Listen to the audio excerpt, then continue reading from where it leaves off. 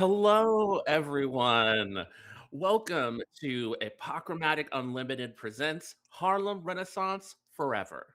This year's Black History Month TTRPG fundraiser.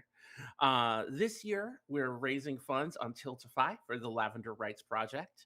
The Lavender Rights Project is a Black trans feminist organization committed to dismantling oppressive systems that disproportionately harm Black communities. I am Okami, and I will be your guide. Today, we present an interlude of, or rather, tonight, we present our 10th interlude of A Season's Oath, a Wander Home actual home play series, a Wander Home actual play series of hope, exploration, and deep magic. West March's Hex Crawl, an OSR inspired folkloric journey with a rotating cast of travelers who weave in and out of the saga. All of them are seeking to understand a magic bestowed upon them by the venerable and forgotten gods of flame, form, dark, and wind. A road that will take them to many forgotten and sacred places all over Hythe. This one shot is going to showcase the full rules of Wander Home by Possum Creek Games, including the seasons, holidays, guest playbooks and natures, and J Dragon's Patreon's homebrew magic rules. To donate to the Lavender Rights Project, you will see the Tiltify link in the chat, or you can use the URL code in the overlay right there in the corner. Please donate if you can. And we have some fun incentives over the course of the next couple of hours to let you add color and wonder to our journey. For $5, you will be able to give a token, which is one of the base ways of doing cool stuff in this game. For $15, you can introduce a new Kith, NPC that has not yet met the travelers on their current journey is going to be introduced to the scene, such as from the backstory of one of the travelers or from the current place they're exploring. If all the named Kith have been met, then the group will look at the common animal folk of the place they're visiting and create a new Kith to meet and interact with. For $25, the travelers can discover a relic, a special Kith that is an inanimate object that confers the traveler who carries it with a supernatural trait, as if they themselves were a Kith. Each relic also has a unique bit of Hythe lore that comes with it. A roll on a special chart will determine what relic is found on the journey. Yes, dice and a diceless game. It's going to be fun. Just donate $25. Another thing that you can confer if you donate $25 is a magic trait. A traveler will gain the first level of a new path of magic, deepening their connection to the venerable and forgotten gods. We also have a donation goal for every $50 that we raise over the next few hours that we're playing. We will awaken a folklore. The folklore of the current nature being interacted with is immediately brought into the current scene, or if everyone is in their emotions and their feelings and it would not work with the vibe, into the next scene after. Now, we're going to introduce our travelers in a moment, but I want to talk to, our watchers right now and give you some content warnings. This game is specifically inspired by the cinematic masterpiece that is Sinners, blues music, and life in the Jim Crow South. So it will be dealing with themes of classism, capitalist exploitation, and allusions to pre-civil rights era American South and post-slavery Caribbean. Also, ghosts and blood may be things that show up. So if these are not things you're comfortable with, please look out for your mental health. We appreciate your support, but we're here to tell authentic stories about the Black experience. Now, let us introduce our cast of travelers. Uh, let's see, who would like to go first? Do I have any volunteers?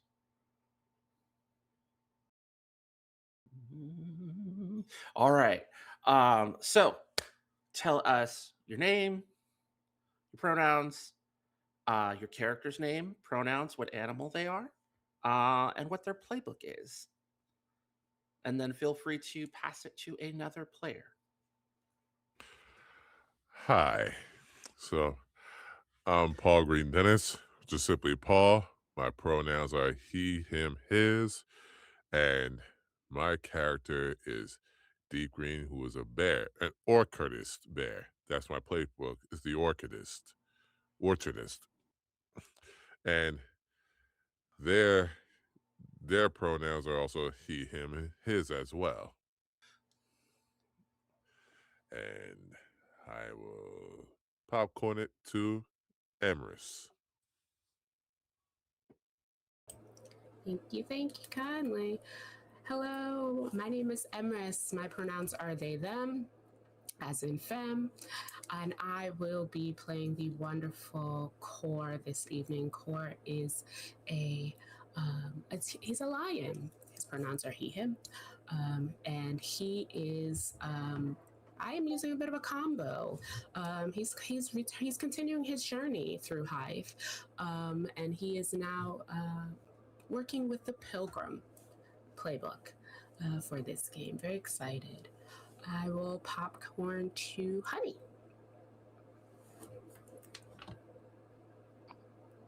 Alrighty then, I had to get off mute there. Hello everyone, I'm Honey, aka Honey and Dice. My pronouns are she, her. I am playing Survey, the Prairie Moth Tender. This is a very special sort of anniversary episode for me because about this time last year as well, I created Survey for the start of this wonderful world campaign and adventure. So I'm so glad to be back here. Uh, I'm glad to have you back. Like it's a magical moment. We don't have to popcorn because I think we only have one more amazing cast member. So let's flip it over to the person who stole my aesthetic for the game. I didn't steal the aesthetic. I just, hi everyone. My name's Logan. I use the pronouns he, him, and I will be playing Ember, who uses the pronouns they, them. The reason why Ember stole the aesthetic is because Ember is the Shepherd playbook, which specifically shepherds massive bumblebees. So there will be honey in two forms in this game. Yes. So, with every Wander Home journey, we kick it off with four questions that we're going to answer together as a table.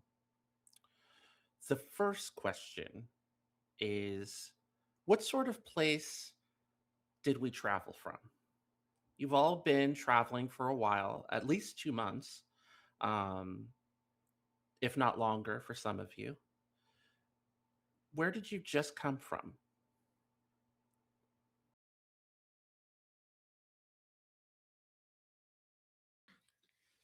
May I suggest we came from some place that was exciting, a big city perhaps? Ooh, a metropolis. Mhm. Okay, bustling with lots of people. Is there anything anyone else would want to add? Something you did there, something about the place that stood out to your character?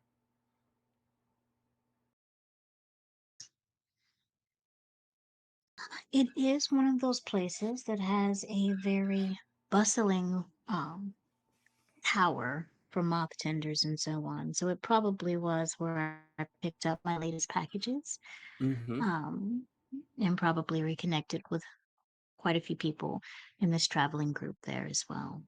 Mm-hmm. And what about deep green? Often, deep green's purpose is to go from place to place and plant things. What stood out about this city that made it a place that deep green wanted to travel to?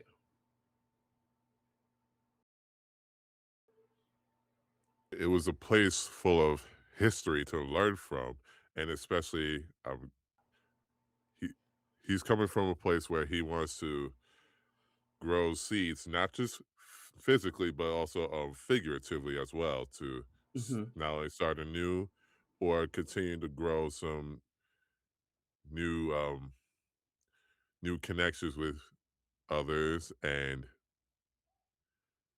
to start fostering more of seeds of growth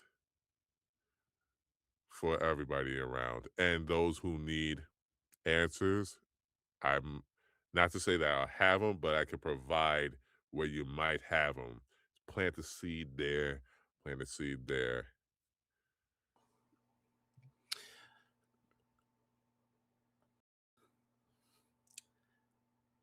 And what about you, Core? What was the city like for your character?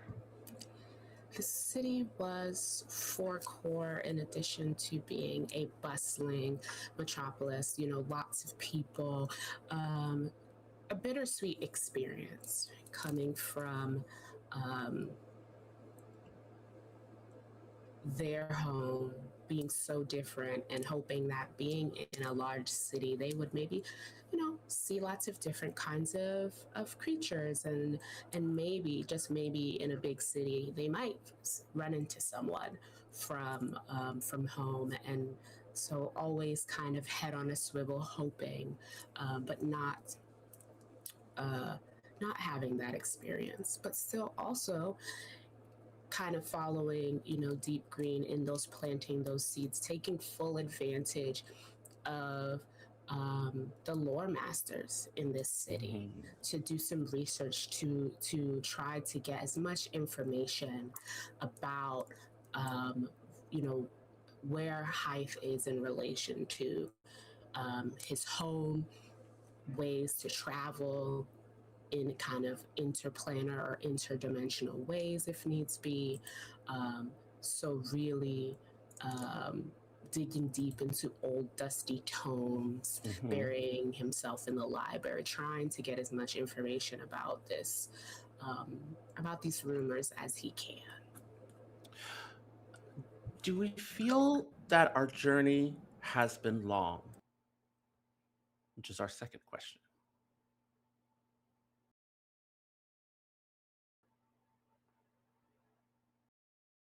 And mind you, how you feel isn't necessarily reflective of how much time has actually passed.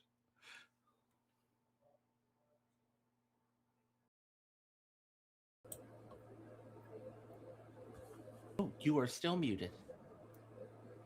As a moth tender, I do not believe Suri sees mini journeys as very long. Mhm. So it depends. Is it the journey from the city to where we're going, or the journey of traveling through the city? I think it's all perspective, and everything takes one Right. step at a time. Right. Okay.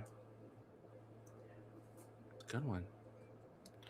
I think I think for Ember it's the same kind of feeling that maybe because the bees have such a shorter lifetime than themselves that every moment feels both too short and too long at the same time.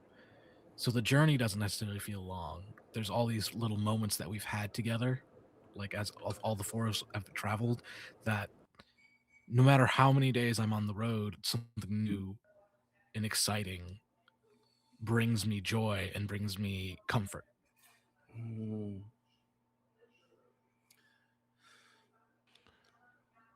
Likewise, especially with fostering new connections, planting seeds, both physical and figuratively, it's one of those it to cultivate relationships and grow and foster new systems of possible things of wherever the wind may take me, wherever the wind blows, to learn of the history of Hythe itself. Hmm. So it depends in that sense. Right. For core, every day that he is away from home with no clear answer of when or if he will ever get back feels like the longest day. Right. Every day that he wakes up with uh, not any closer to finding a way back, the days kind of stretch on. Every day feels like the most important day. Like this is the day that maybe he'll get some answers, and every night feels like you know, that disappointment sets in. So I think for him, this journey has been incredibly long, especially learning now that he can remember how long it's been since he has actually been home, and his mind kind of whirling with all the possibilities of what might have happened in his absence. This dovetails perfectly into our third question. And if you would like to take it up, um, uh, Core, is there somewhere we hope to go? As Core is, digging through these tomes and scrolls and really immersing himself in the lore of Hive, he is hoping beyond hope to find a magical ruin Hmm. that he has heard might be a bridge to places that one seeks. Um, and so, as he is searching, hoping to gain as much information as he can about where this is, how to access it, how to use it, if it's even real, um, that is where he is hoping that he can go. Fellow travelers, you've all been traveling with Core for a while, and it's very clear that Core, as a pilgrim, has a destination in mind. But what about the rest of you?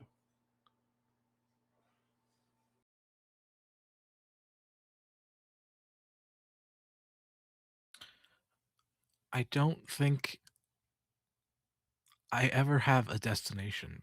Um, I need to have my bees roam, and I've made my living by collecting their honey and selling it off for any good or service that I might need. So as long as there are flowers, there is no need for me to settle fully. Mm, So I follow Core as a friend, but also as a curiosity as to what next flower can we find? What next bit of life will I be intrigued by? mm, Maybe okay. he's looking for maybe they're looking for a bath, but like you know. Right, right, right. Uh, I follow core because likewise is to find that bridge, but to go to a village that actually to go to a village to mend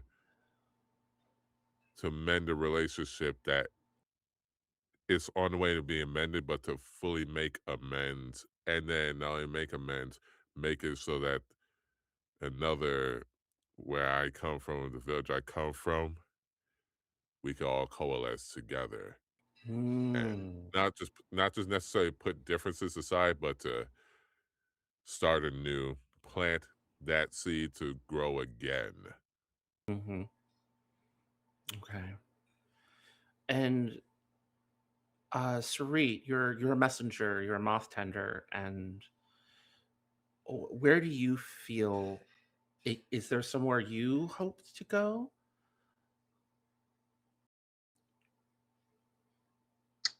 I don't really think it's a hope.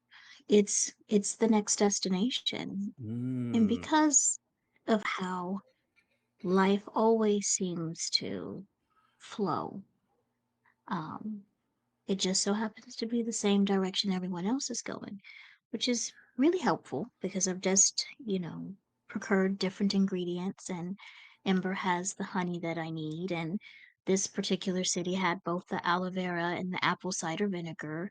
And, there's this Surrey is endeavoring to be very polite about it, but there's also like this promise of, and when we do camp, this makes a wonderful mask, and we can rinse it out afterwards, and your fur and everything will feel very refreshed. Um, and she's very excited about sharing this very helpful um, grooming concoction with her fellow team. And finally, but silently, in our heads, we answer the question, where is my home?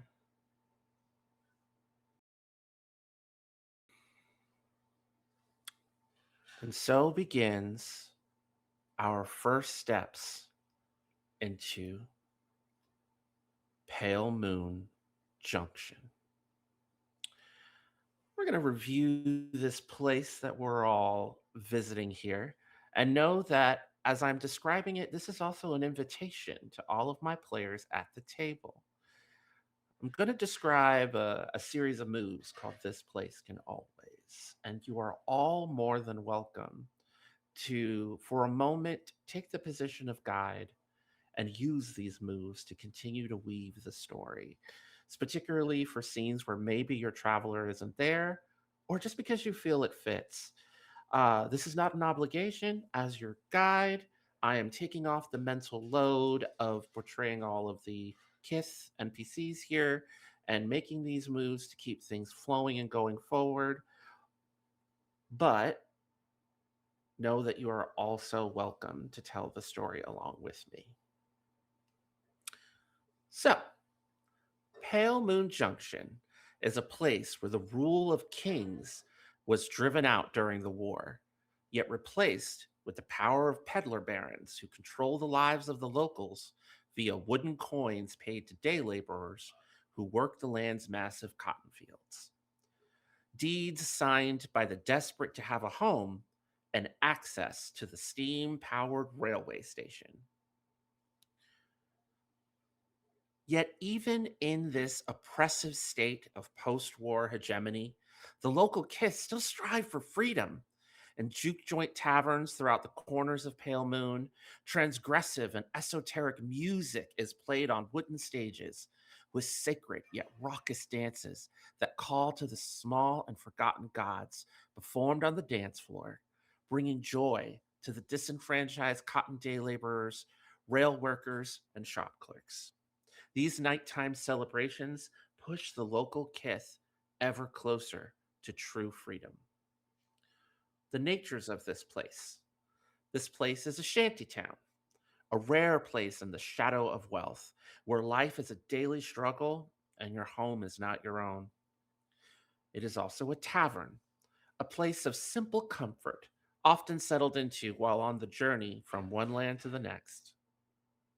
And this place is also a farm, a place where people live unremarkable lives, deeply rooted in the turning of the seasons and the work that must be done. The aesthetics your travelers will encounter in this place are barrels and barrels, barrels and barrels of mead, a great hall jam packed with layabouts, rapscallions and merrymakers, crops as far as the eye can see, transgressive art, beautiful and entirely new, wealth and extravagance juxtaposed with poverty and desolation. This place can always describe a small comfort, sow confusion amongst the disoriented, offer someone with comfort and amenities for a price, give them a token if they refuse the offer. Describe the calm mundanity of everyday life. Reveal the thin margins people live on. Ask, hey, want to help out?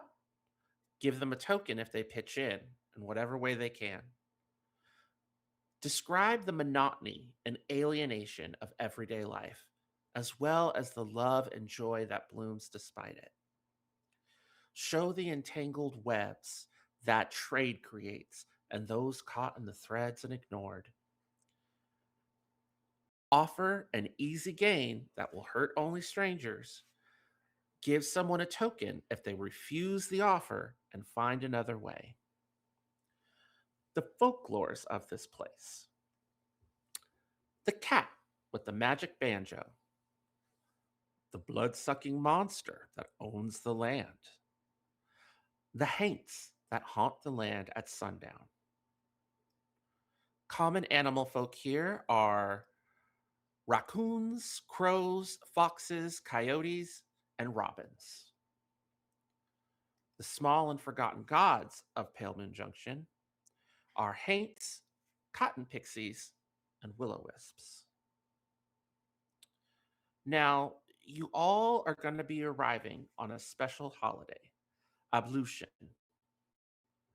Ablution generally falls at the end of Leap and before Bright begins. So, in our world, that would be late spring, with raucous delight and new beginnings. Here in Pale Moon Junction, the traditions of ablution are the ritual retelling of an old story, a whole day of cleaning and reorganizing, songs of freedom and hope, ceremonial washing of hands, and swimming and bathing.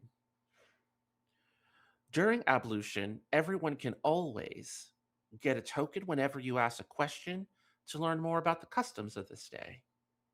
Spend a token to let go of something you've been carrying that you no longer need. And listen patiently. A little bit of extra lore for you all. Ablution always falls on the full moon in Pale Moon Junction. It is also one of the few holidays where the field workers only work half a day. Even the peddler barons fear the wrath of the small gods who turn the seasons and watch over festival days.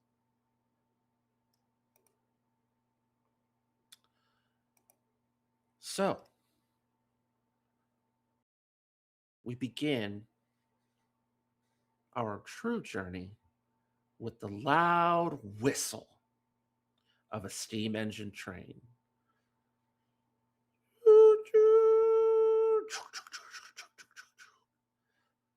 The train stops.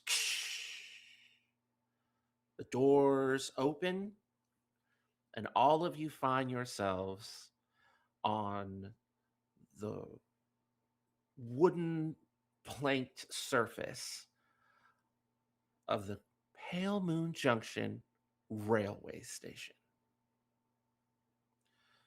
There are all kinds of people roaming and bustling about. Question: how warm is it when you all arrive in Pale Moon Junction?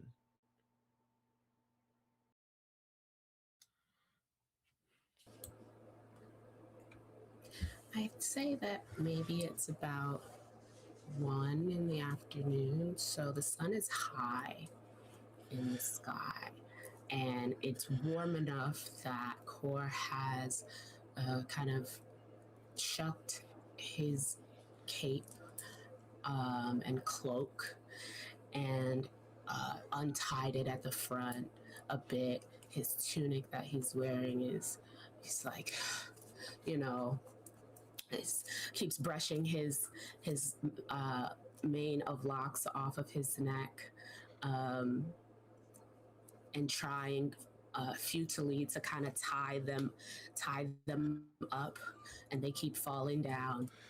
So he is very, looking little wisps of damp at the end of his main hairs.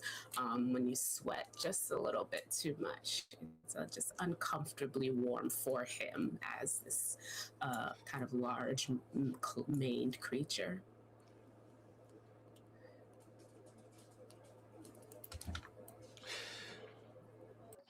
I think Suri has, again, she endeavors to be as polite as possible. Traveling is dusty, dirty, and a travail. So when they do arrive, she says, I'm so glad that, and it's so fortuitous that the holiday that we'll get to celebrate here will allow a space and time for everyone to, and she'll take this moment, and I would like to spend a token to provide a solution for an aspect of a material or immediate problem. Hmm. Um, and that problem is helping Core um, get his locks gathered. And it's sort of it would be considered adorable because she is so little, but she's got very, she's very nimble and good with her hands when it comes to getting stuff together. And she's like, May I? May I just, we can get them off your neck. That way, you don't have to worry. Uh, Uh, and Core is like a little wrong-footed because he's like fumbling. He's got like the cloak in one arm and like all of his other thing, like bag on the other arm. So he's like been trying to do that exact thing, but with his hands full. So he's like, yeah, yes, please. And he kind of like pauses for a minute because he notices like the height differential, and then he just kneels down in the middle of the in the middle Uh, of the walkway there. well, there's a really interesting moment. Ember, you notice that your biggest bumble, like, starts moving and Mhm, like maneuvers himself behind it. So it turns him almost into like it's almost like you're sitting on a big couch. mhm. And you in the moment where you think you're gonna be squatting, just soft bumble is like keeping you there, and they're sturdy, so you're just held there comfortably and in a way where it's really comfortable for you, but also uh, our Suri, you're able to just kind of scamper up and pull the locks up, make it easier. And Core loves the bumbles, so when he, kind of sits down and feels the little rumbling of, the bumble underneath, it makes him feel. It's always so interesting. It puts him in a mindset of home because he remembers how his brother would always kind of, lovingly tease him for purring while they would huddle up close together. And he never really knew what that felt like because his brother is not a lion. So having that experience of, cuddling with the bumbles or sitting by them and feeling that buzzing sensation, puts him in a mindset of remembering those kind of, how much his brother always enjoyed that sensation coming from him. And he pats the little bumble with one hand as he's sitting there, Oh. waiting for Suri to be finished. Uh, take a token, Emrys, for expressing your true feelings on a subject.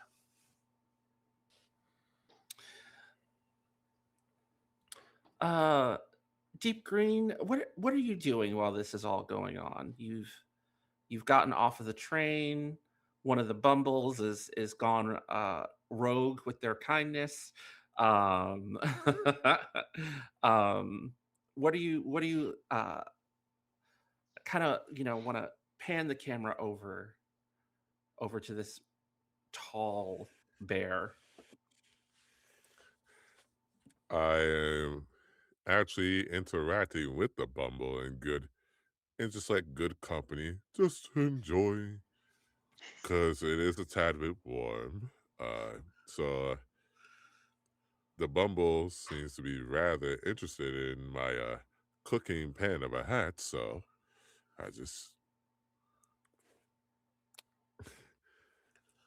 do a nice little nod and say hello. And while I'm folding up my trench coat, because it is warm, Mhm. and the Bumble wants to help out, so it's just like, hey, sure, thank you. Well, I love that. That's great. How about you, Ember? One of your bumbles is serving as a couch. And is it a different bumble or is it the same big bumble deep green that you put the hat on? It's a different Bumble. It's a different bumble? Okay. All right. If I may, I want that to be the youngest one who is always rambunctious. Yes, yes, yes. He's just sort of spinning around deep green with the hat on. That is, Yeah, I think Ember is counting bumbles. Has the crook that they use to kind of move them along from place to place, and is just going, okay, 1, 2, 3, 4, and he just keeps on counting the main five. He always knows that they always know where they are.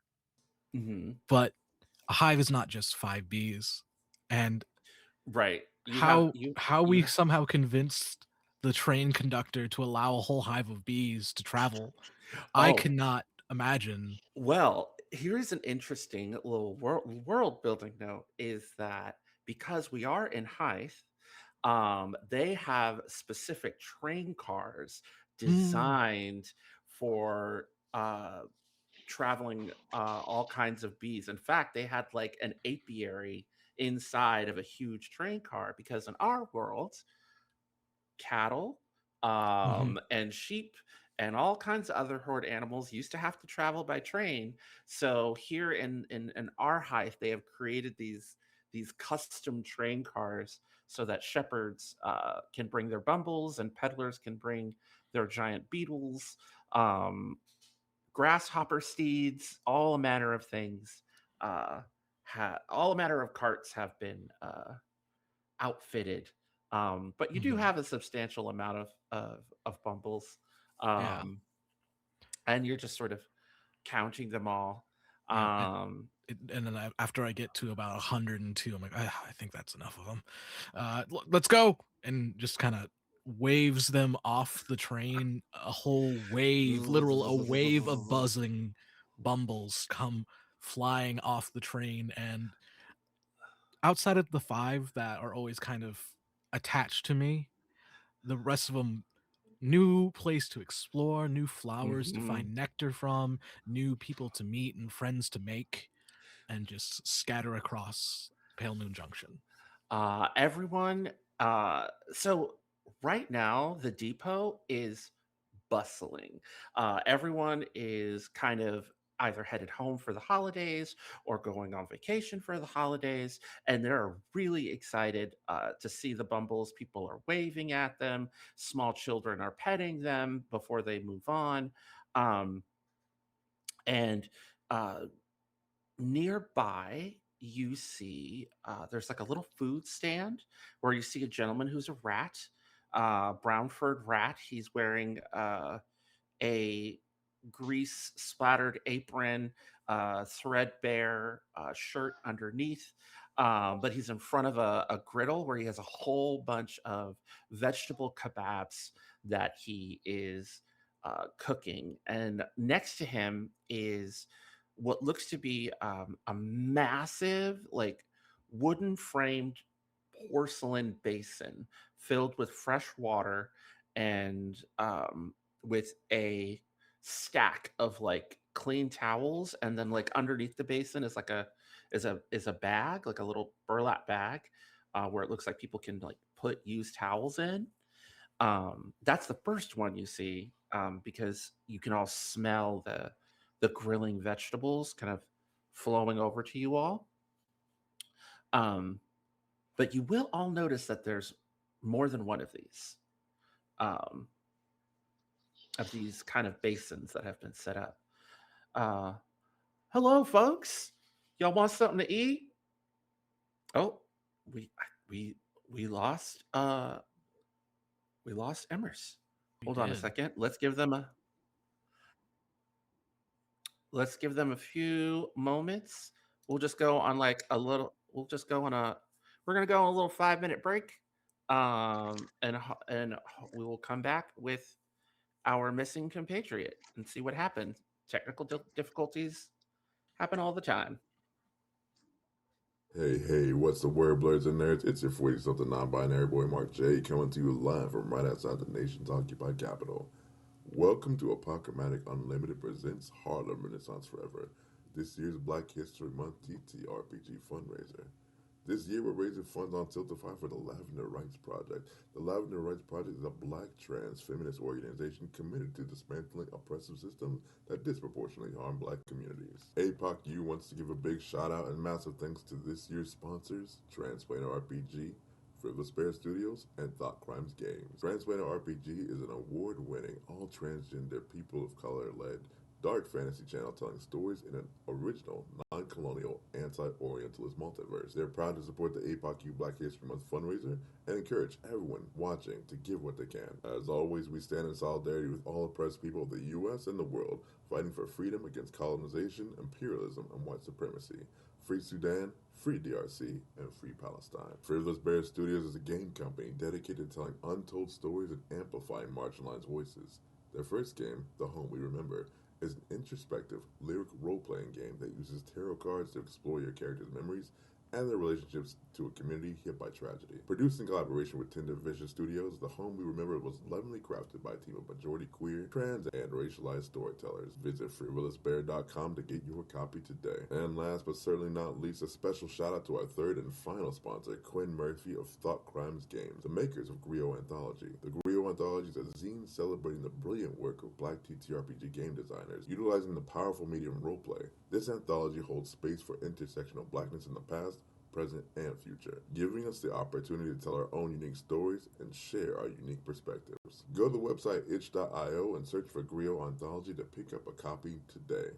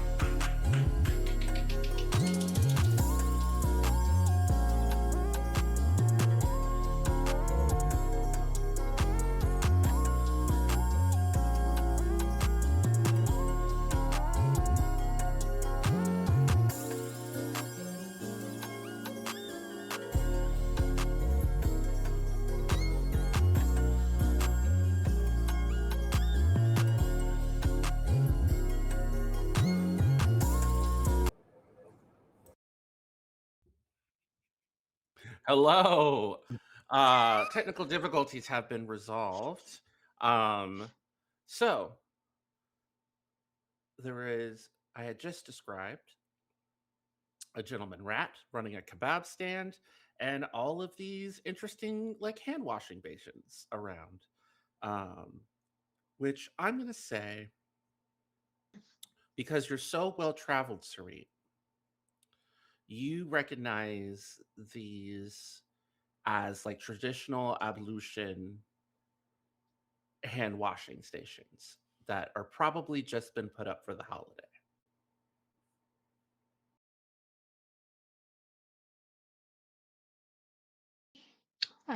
Yeah, Suri though has it's nice. Like got the has some twine, has some other things, has gotten core looking tight and right. Locks off the neck, brushed off a little bit, hopped down, slipped a Bumble a little bit of nectar, and then just gives Ember that look that some femmes are innately able to do as she eyes his own head of hair, lock-ish hair, um, and just tilt her head to the side a little bit. Because we have to look presentable in this city. We're here, we're visiting, we've been traveling. I don't know what locks look like when you're in a like a train car full of bumblebees. Um, for however long that took. And she's like, I can just put them up. I can just put them up. Just like pull them together in the back a little bit, keep them out your face, and then once you get cleaned up, I mean, if you want to take care of them, that'd be awfully nice of you. Do you want me to sit over here? Do you want me to go? just Okay. she looks to the bumble, looks to Amber, looks to the bumble. Oh, And then like the largest bubble just kind of just like flies over, and then just you're able to find like another like corner of the station uh where you can start also pulling back Ember's locks so that Mhm. they can maybe see better and feel a little more comfortable. I need it to be known that Ember's eyes should never be able to be seen. They should never be able to be seen. There's just too much. Like bangs, Yeah, basically lock yes, bangs. Lexia. Lock. Yes. yeah, I yeah. love I know. it. I see the vision. I see Hmm. the vision. Cherie sees the vision as well Everything else can be because clean. Everything can be up. yep. Everything can be nice. But to see Ember's eyes is to see a truth that is not yet ready to be revealed. No, And not yet. Not yet. Zuri is like very deliberate in how she does that, like counting, making sure that the locks stay in the front. And it's like, there's going to be some tension. Just let me know if it's too tight. Let me know if it's, oh my goodness, I don't want to pull too much. Okay, can you see? If the answer is no, we're in a good place. I can I can see enough. Okay. Yeah. And Suri really does not know if Ember actually knows what she looks like or just understands what she sounds like, but it's a long lasting relationship and she's okay with that.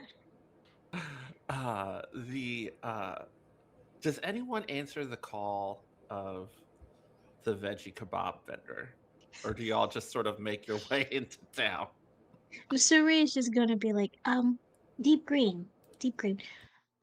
You look like all your stuff is together. I think, do you want to grab some kebabs? Do you want to get something for the group? Well, like this is just gonna take maybe 5 minutes. It's gonna take only about 5 minutes.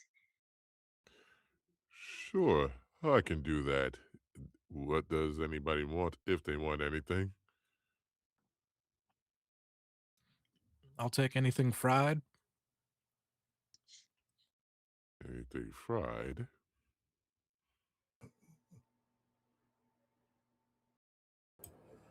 I think Core kind of got excited because smelling all of the kebab smell and then realizing that it's all vegetables.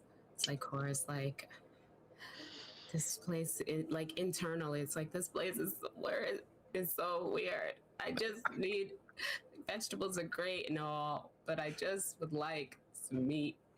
Like, lions are not supposed to be vegetarian, so he is struggling in this land. And so, every opportunity that he can to get any kind of meat in him, he takes it. So, he was like Yeah. excited, like, yes, kebabs. And then he was like, oh, never mind.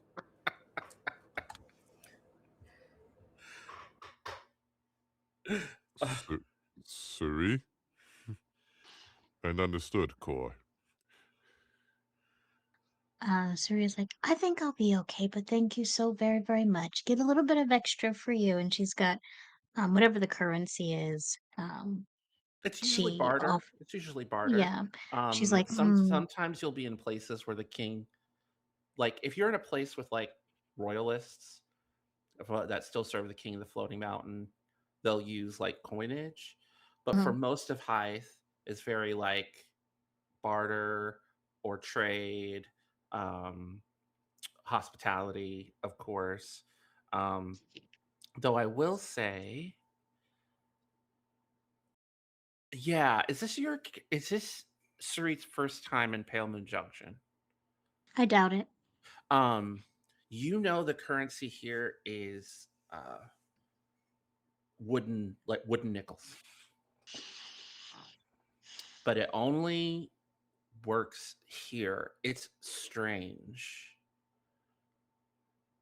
because at least in the places where like nobility still reigns, the coins are made of something precious, like polished silver or polished gold.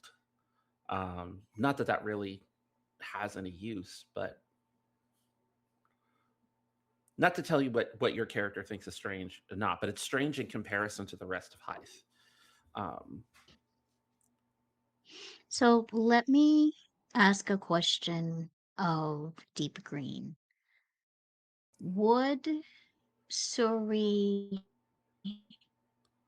Green to know if it would be disrespectful to suggest that he offer some type of unique seed or not unique, some kind of everyday seed as barter um, for the food, not something that, oh, you can only get somewhere special, but something a little bit more mundane until they can go further into the city to actually trade for that currency because I don't think Suri will have wooden nickels on her. She doesn't get paid from the people mhm, here. mhm.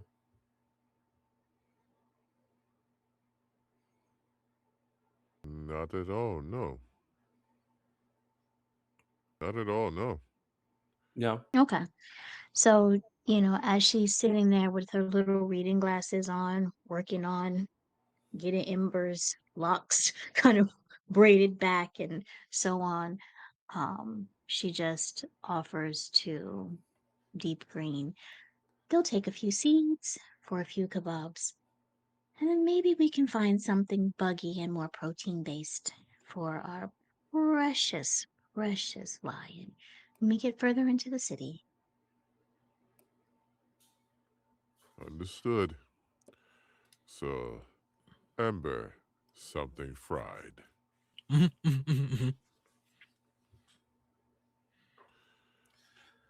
And whatever I'll find for Core, something nice and buggy. All right. Is this when I start talking, putting in the order to the vendor? Yeah, yeah. You can go ahead and walk on up to the vendor. Howdy. Howdy, howdy, sir. Uh, do you mind if I get a rundown what's on the menu? Oh, well, I'm mostly just kind of grilled kebabs here. Mostly vegetable, though I do got some meat that I keep under the counter, but it's only special order and whatnot. Most people here prefer vegetables. Um, and I don't have that much meat. But if you know you got the barter, I'm more than happy to oblige. Are you folks in for the holiday? Uh, would you say we are? Hmm. Yes, we're here. We're here for the holiday. Oh, excellent, excellent. All right then. I also have fried griddle cakes as well, if you'd like some of those. I'll Um, take an order of that. all right. Fried griddle cakes. He's like, pulls out this like pitcher with this weird looking batter on it, and he like pours them on the side of the griddle and adds like what looks to be like some shredded potato and some herbs and spices and a little bit of extra butter and oil, and he just starts cooking up two of them while he's got all of the what look to be like ready to go freshly like grilled kebabs. All right, and you said you wanted some with meat on them. Yes. Ah, excellent. He goes underneath and he pulls out a skewer, um, and just starts taking some of the cooked vegetables and no, he actually pulls some fresh vegetables out and mix them in with these like thick, meaty cubes. Um, he doesn't say what the meat is from, but it's high, so it's normally the meat around here is usually from bugs. Actually, it's pretty much always bugs. Um, And actually, can I get another order of the fried? Oh, the grill cakes? You got Yeah. it. And he's just like sitting there, and he's like, "If you like to wash your hands for the holiday, I've got a ablution basin set up over on the end. Actually, sure. I While you're think preparing that order, I'll You wash my folks, hands. you folks gonna need a place to stay here in Pale Moon Junction. Yeah, we're going to need a place to stay. Well, we got If you have any several. recommendations, Oh yeah. If you're from out of town, I always recommend Stock and Smokies. It's a juke joint, like little bit outside of like the main center of town. Not to say that the other juke joints around here are not good. It's just that that's the one that is the most amenable to outsiders. The rest of them are more for the locals. Um, and I want to make sure you folks have a good time in town while you're visiting. much appreciated. Much appreciated. Thank you. Mhm. I And think then anybody. Oh, go ahead. What would you like to say, Amber? Is there anything else you could tell us about this place of what to expect, what possibly to look out for? Well, make sure tonight that you crash at the juke joint. There's going to be plenty of space, blankets, bedrolls, and things because around here we don't like having people out on the roads inebriated. Um, uh, we have a little bit of an issue with haints and that come out at night, and we don't want you running afoul of them. Thank you. Got it. Will do. Thank you so much. Mm-hmm. First order up, and then like he has like a like newsprint um that he like puts the first order of griddle cakes in. He's like, here you go, and he points to like a box, and he's like, put any barter you might have right in there. And the box Okay. has mostly the wooden nickels, but it also has like some shiny rocks, some currency, probably from places where the King of the Floating Mountain still has sway. Um, some useful things, like a pocket knife, um, just a variety of things that people might give, like a piece of cured leather, stuff that would be like useful, but small. Hmm. Okay.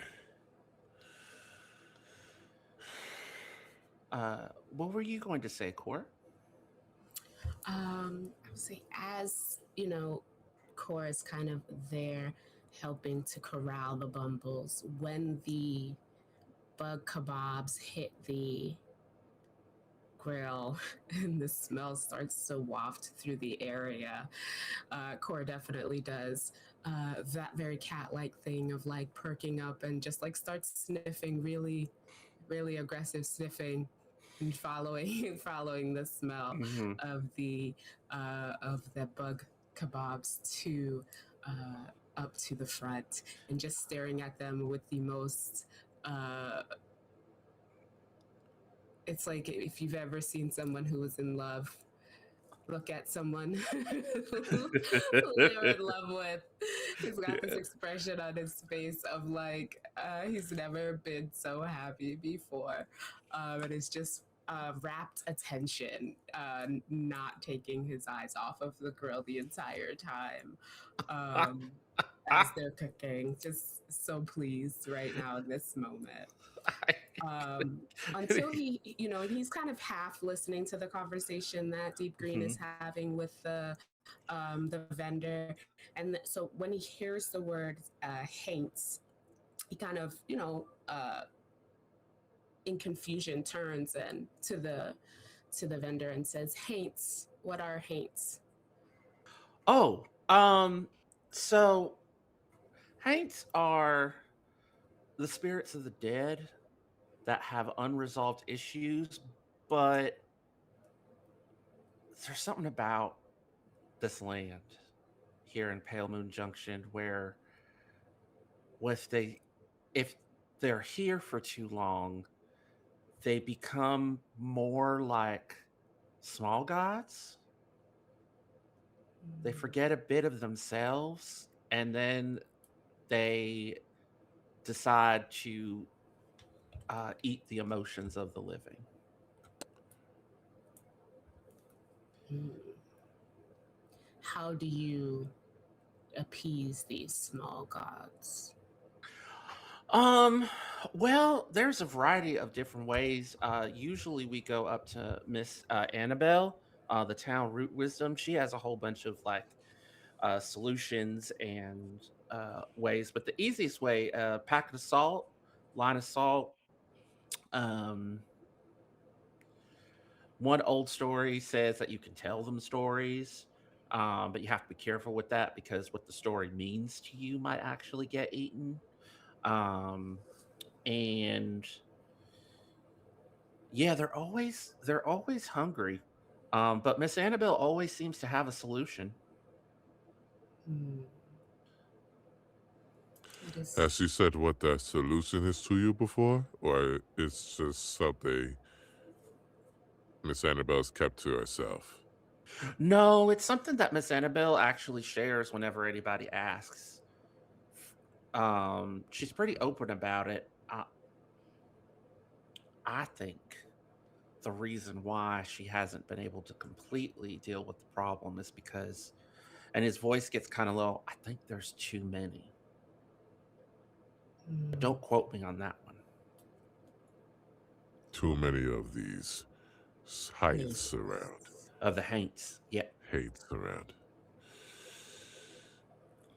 Hmm. Where can we find Miss Annabelle? Well, Miss Annabelle is going to be doing her holiday fish fry at Smoky and Stalks tonight. So or I can give you the directions on where her home is if you'd like to pay her a visit. Would she Sure. be? Uh, would it be rude to speak to her about this at the fish fry? No, no, no, of course not. I mean, she'll be a little bit busy, but she's happy to talk to anybody. She's going to be running the food stand, giving everybody plates. So there'll be plenty of opportunities to chat with her. Um, and also, the Haints, they come out at night, Oh. usually under the light of the full moon, is when they're. So tonight, especially, you want to be on your guard. I know where I think we should be staying tonight. Yeah. Hmm. We're going to that. We're going to that jukebox tonight. Juke joint. Juke joint, my friend. Juke Juke joint. joint. Juke joint. It's We're going to it's the a juke it joint tonight. it's a place, not a container. Well, I mean, You'll see what I mean when you. If it contains anything, it contains lots of joy. In the All right, meantime, here is we can their get some fried character. food. Um, Oh, are you the one for the first order? He's already got you ready to go, and you can see like the deep green. You have the wrapped in newsprint uh, grill cakes in your hand. Yep. And Ember, here's your grilled cakes. just goes And into it, ruining any type of delicate work that Suet was doing. He's just eating the food. here's the Um, payments for the rest of the thank you. orders. Oh, thank you so much. Oh, seeds. Wow. And he looks right and looks left and immediately takes the seeds out and puts them away in a pocket, not in the open register. Thank you so much. Let's just say that robber barons like to keep a strict control on the seed flow. So this is truly a gift. It's much appreciated. I'm always here to plant the seed anywhere and to help anyway. Plant the seed. Mm. Are you folks going to be needing a guide to know how to get to the juke joint? To I think if you give us directions, we should be able to find our way. oh, all right. Let me see here. He goes over and wash my hands, and he like washes his hands at this really nice like porcelain basin that's been set up, and like it almost like ritualistically, and then like takes one of the clean towels and closes his eyes, and he's just really like it's very like purposeful, you know. And then he sets the towel into the bag, and then he goes in amongst his things like behind his griddle. He's got some like a book bag satchel that he's going through. He pulls out a piece of paper and a little piece of charcoal, puts it up on the brick wall of the train station, and just starts drawing like a makeshift map for you all to follow. Mm. Maybe you should have washed your hands after you touched the charcoal. Hmm? Nothing. Never mind. No, I had grease all over it, so Okay. it would have made the Your map hands are even just harder. dirty now. You have to wash them again. Oh, that's fine. It's ablution. It's ablution day. It's the day to wash your hands. You should wash your hands every day. Um, As the vendor is drawing this kind of map, I think Core would be very interested in like kind of seeing how detailed it would be, and if it looks like um this person might be able to give them like a good lay of the land of just this area in general, uh, beyond yeah. the just guiding them to the juke joint. Um, he is not doing a very good job. Like this is definitely like a kind of salt of the earth local who the map is detailed in the sense that he's lived here his whole life, but it's not detailed in the sense of like being a cartographer, if that makes sense, you know.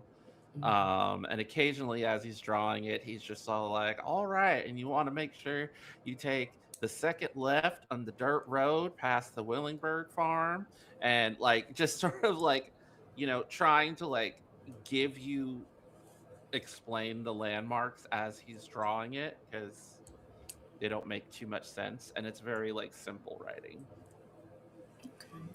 So no, it is most certainly not what Cora is looking for out of what would be a map of the local area, but the map he draws will definitely get you to where you're going. Okay. Question: If Hmm. you had to give a description of what the juke joint looks like, could you give us like a clear description, like Or as to your it's abilities? yeah, I can absolutely let you know. It is a massive, I'm talking massive barn. It's going to have a big, huge sign above it that's painted in red. That's going to say Smoky and Stock or Smock and Smoky. Depends on the night because they get into arguments about which one of them should go first. They're twins. Well, they act like twins. One of them is a wolf and one of them is a fox, and they're brothers. So they're very like particular about who gets to be first on the sign. So they usually just trade off. But you're going to see the big red sign. You're going to see a whole bunch of troughs in front. Like there's going to be a big clearing, and there's going to be a bunch of troughs. And there's going to be some lanterns outside with fireflies on the inside of them. And these troughs are all going to be for like your bumbles, for people's rides and steeds on the outside, and places for people, if they have carriages, to park their carriages. And then the inside is all lit up with all kinds of lanterns and people. There's a second floor, which is where most of the people sleep. A stage, big old dance floor. There's going to be a piano, an open kitchen, and if you're interested in playing cards, go behind the red screen on the left. Hmm. Thank you very much. Thank you very much. We'll keep that in mind. Hmm.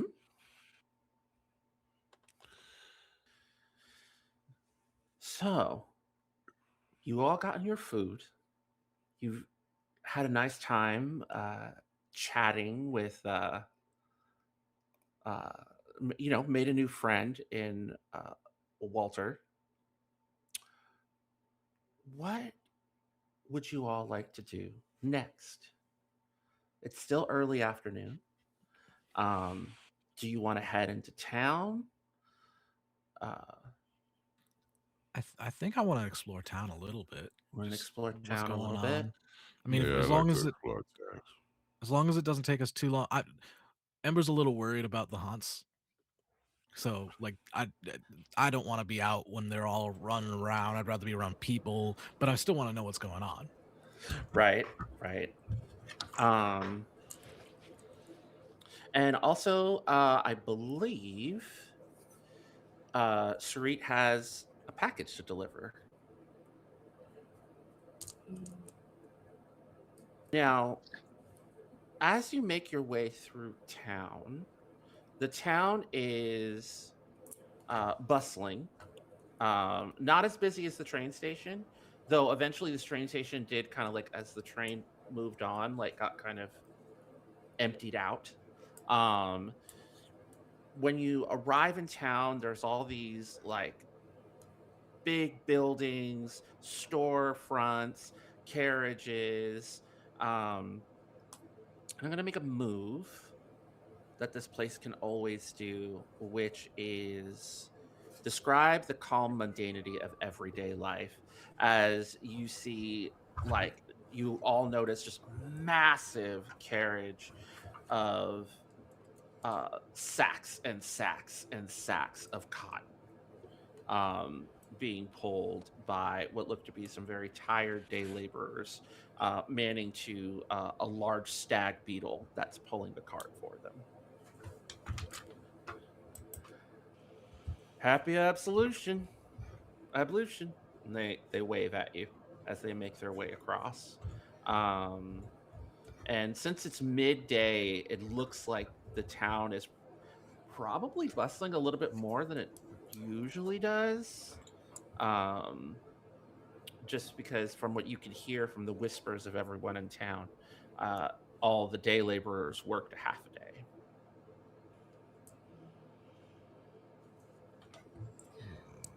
What is the general demeanor of the people that we are encountering as we are walking through town?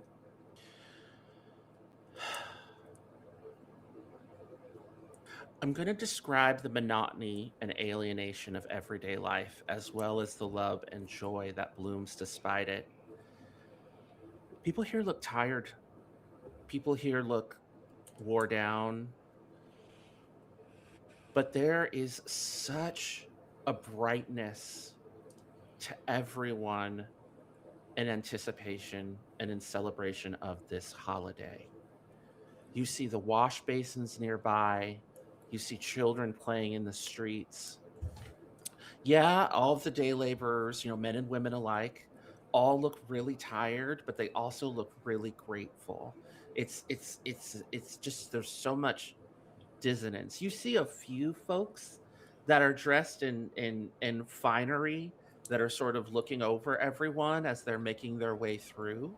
Um, and they look not tired at all. They look quite comfortable. If anything, one or two of them look annoyed. Um, why? You could probably guess it's because people aren't working right now.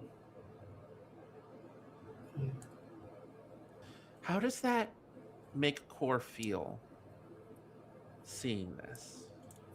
I think it is a sense of familiarity, remembering his home before the war, when things were getting kind of progressively more and more difficult, um, and for folks, and just feeling that sense of, like you said, that worn down feeling, that general simmering of exhaustion in people that coexist with whatever emotions they're, experiencing from their slings and arrows of their day-to-day lives, but always with that undercurrent of being tired. And I think Core is very attuned to that uh, wavelength and familiar with it from those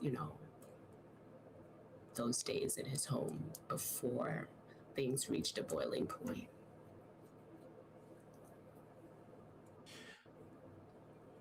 Question. Do Green or Core mention Annabelle to Sarit while you're walking through town? Um, I think I Yeah. would, knowing that Sarit has been here before and wanting to meet with this woman. I think Core would definitely mention uh, Annabelle to Sarit in the hopes that she knows exactly where Annabelle's, kind of residence is. This is. Would it also Mhm. would Deep Green also mention anything about the haunts if Suri heard has probably maybe heard of them before? Yeah, you know what? Let's set up this scene. All right, let's set the scene up. Y'all are on the road. People are bustling around. You've had some feelings. What do Core and Deep Green say to Sarit, like as your characters in this moment?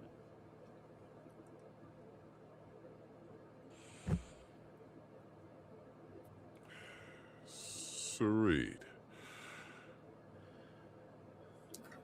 have you heard anything about these haunts in Pamela Junction?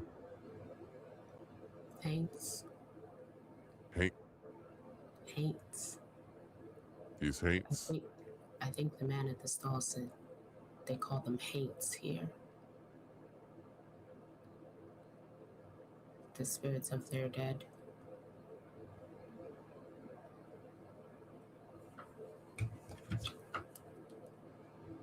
Ooh,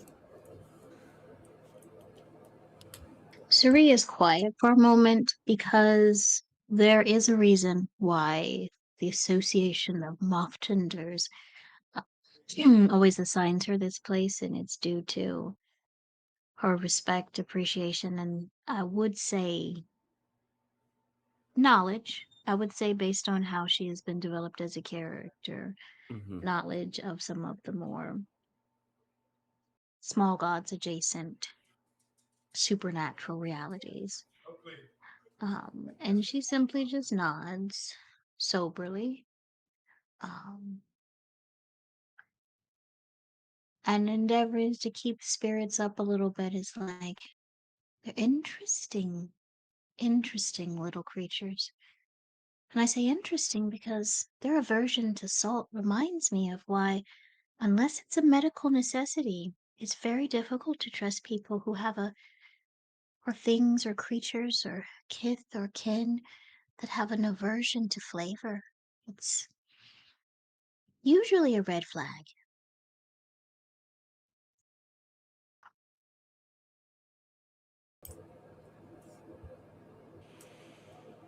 Agreed. Agreed. And do you know of Miss Annabelle? Have you run into Miss Annabelle? That's who you're delivering your package to. Which one, the medicine or the candy? The medicine. Hmm. Um, so here is a question for you, Wakam. In this particular situation, Hmm. timing wise and so on, Yeah. do you think that Suri has, it's been a while since Suri has delivered anything to Annabelle Hmm. Yes. because Annabelle's awareness of what exactly happened to her spouse Right. or her fiance would probably be more present than other people. Yeah. Okay. So she pauses for a moment. There are so many amazing kids in Hythe that have a connection to things that are, things that will be, and things that have always been. And every city, every town needs those wise femmes. Why?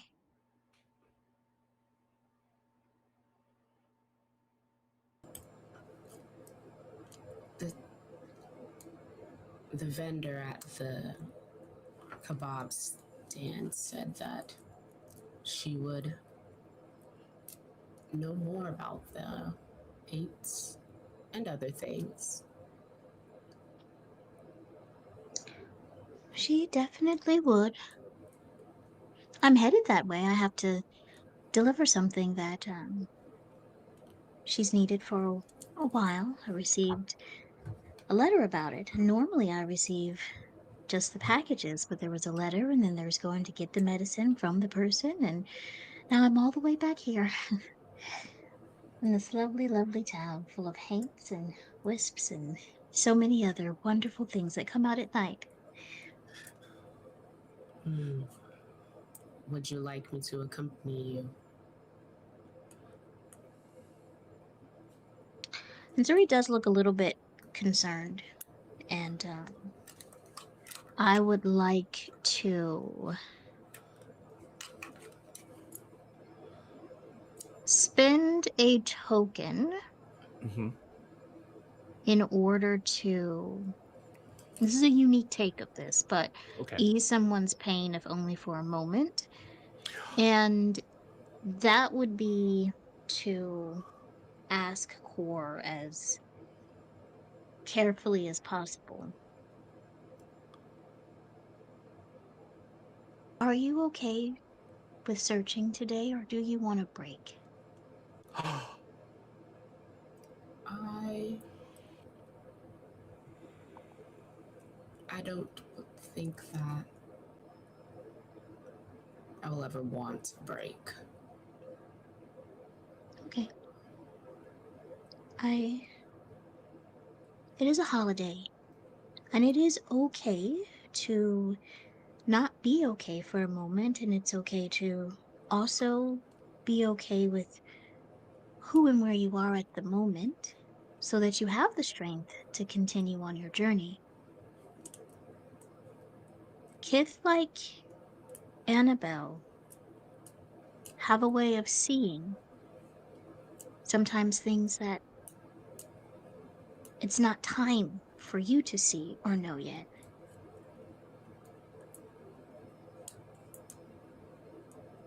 So are you seeking Annabelle because you want to know? Or are you seeking Annabelle because you want to see? Well, I want to know. Okay. And if we are going to stay here tonight in this lovely town full of paints and wisps, you said, Mm, and all the yep, other it'll. things that come out at night, I think talking to the person who everyone trusts to keep them at bay is a smart place to begin. And he kind of pauses for a minute and this contemplative expression on his face. And then he says, and if there are things that Annabelle sees that it is not yet time for me to see or know, well, then I'm sure she will have the wisdom to keep those things to herself. Oh, and if she doesn't, I'll shut it down right then and there. Trust me, I may only come up to, well, her knee, but I'm very well traveled. Both of you take a token for speaking your true feelings on a subject. So good. Um, and with that, You know, I'm serious. Like, look, we are at our halfway point. So, uh, with that, we're gonna take a little break. We're gonna have some water, use the restroom. You there? Everything okay, honey? everything just exploded on my end on Oh, the video oh ninja. no. Everyone Well, disappeared and It's reappeared. a good Okay. thing Okay. it's break okay, time. The it dice happens. goblins. Yes, it's We fine. need to go Yeah. It's salt the doorways and the windows so that the Yes, we dice do. We goblins do. will We do stay need to away. solve the doorways. Yeah, absolutely. Yeah. It's perfect timing. It was the technology was like, what? It's break time. We're gonna take a break. We're gonna, just for 10 minutes, we're gonna get some water. We're gonna get a snack, and then when we come back, we're gonna start in the front yard of one Miss Annabelle, the Foxroot Wisdom. See y'all when we. Hey, what's the word, blurs and nerds? It's your 40 something non binary boy, Mark J, coming to you live from right outside the nation's occupied capital. Welcome to Apocalyptic Unlimited presents Harlem Renaissance Forever, this year's Black History Month TTRPG fundraiser. This year, we're raising funds on Tiltify for the Lavender Rights Project. The Lavender Rights Project is a black trans feminist organization committed to dismantling oppressive systems that disproportionately harm black communities. APOC-U wants to give a big shout out and massive thanks to this year's sponsors, Transplaner RPG, Frivolous Bear Studios, and Thought Crimes Games. Transplaner RPG is an award-winning, all transgender, people of color-led dark fantasy channel telling stories in an original, non-colonial, anti-Orientalist multiverse. They're proud to support the APOC-U Black History Month fundraiser and encourage everyone watching to give what they can. As always, we stand in solidarity with all oppressed people of the U.S. and the world, fighting for freedom against colonization, imperialism, and white supremacy. Free Sudan, free DRC, and free Palestine. Frivolous Bear Studios is a game company dedicated to telling untold stories and amplifying marginalized voices. Their first game, The Home We Remember, is an introspective, lyric role-playing game that uses tarot cards to explore your character's memories and their relationships to a community hit by tragedy. Produced in collaboration with Tinder Vision Studios, The Home We Remember was lovingly crafted by a team of majority queer, trans, and racialized storytellers. Visit frivolousbear.com to get your copy today. And last but certainly not least, a special shout out to our third and final sponsor, Quinn Murphy of Thought Crimes Games, the makers of Griot Anthology. The Griot Anthology is a zine celebrating the brilliant work of Black TTRPG game designers, utilizing the powerful medium roleplay. This anthology holds space for intersectional Blackness in the past, present, and future, giving us the opportunity to tell our own unique stories and share our unique perspectives. Go to the website itch.io and search for Griot Anthology to pick up a copy today.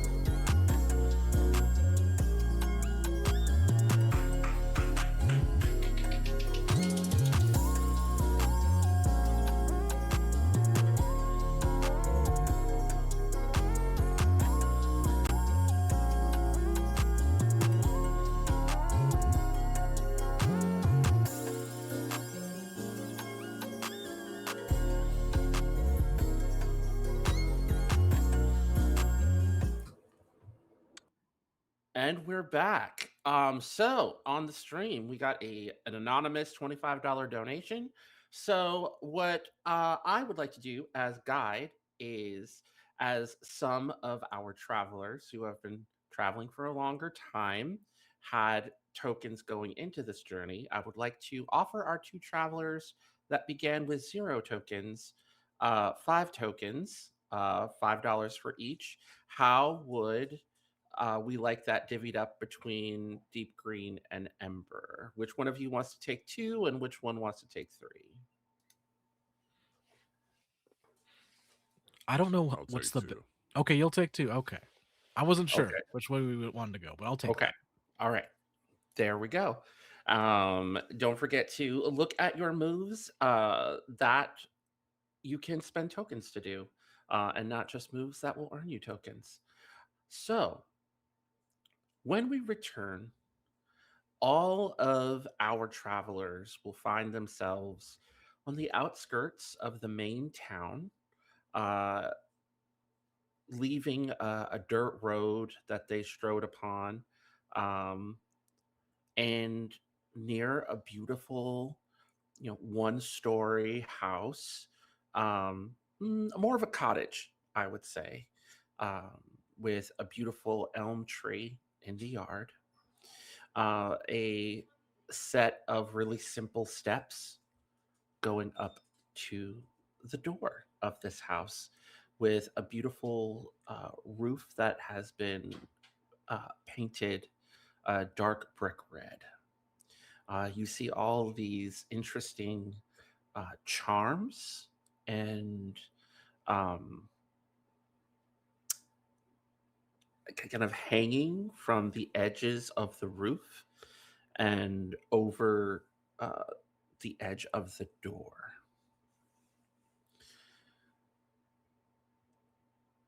What do you all do as you arrive at Annabelle's place?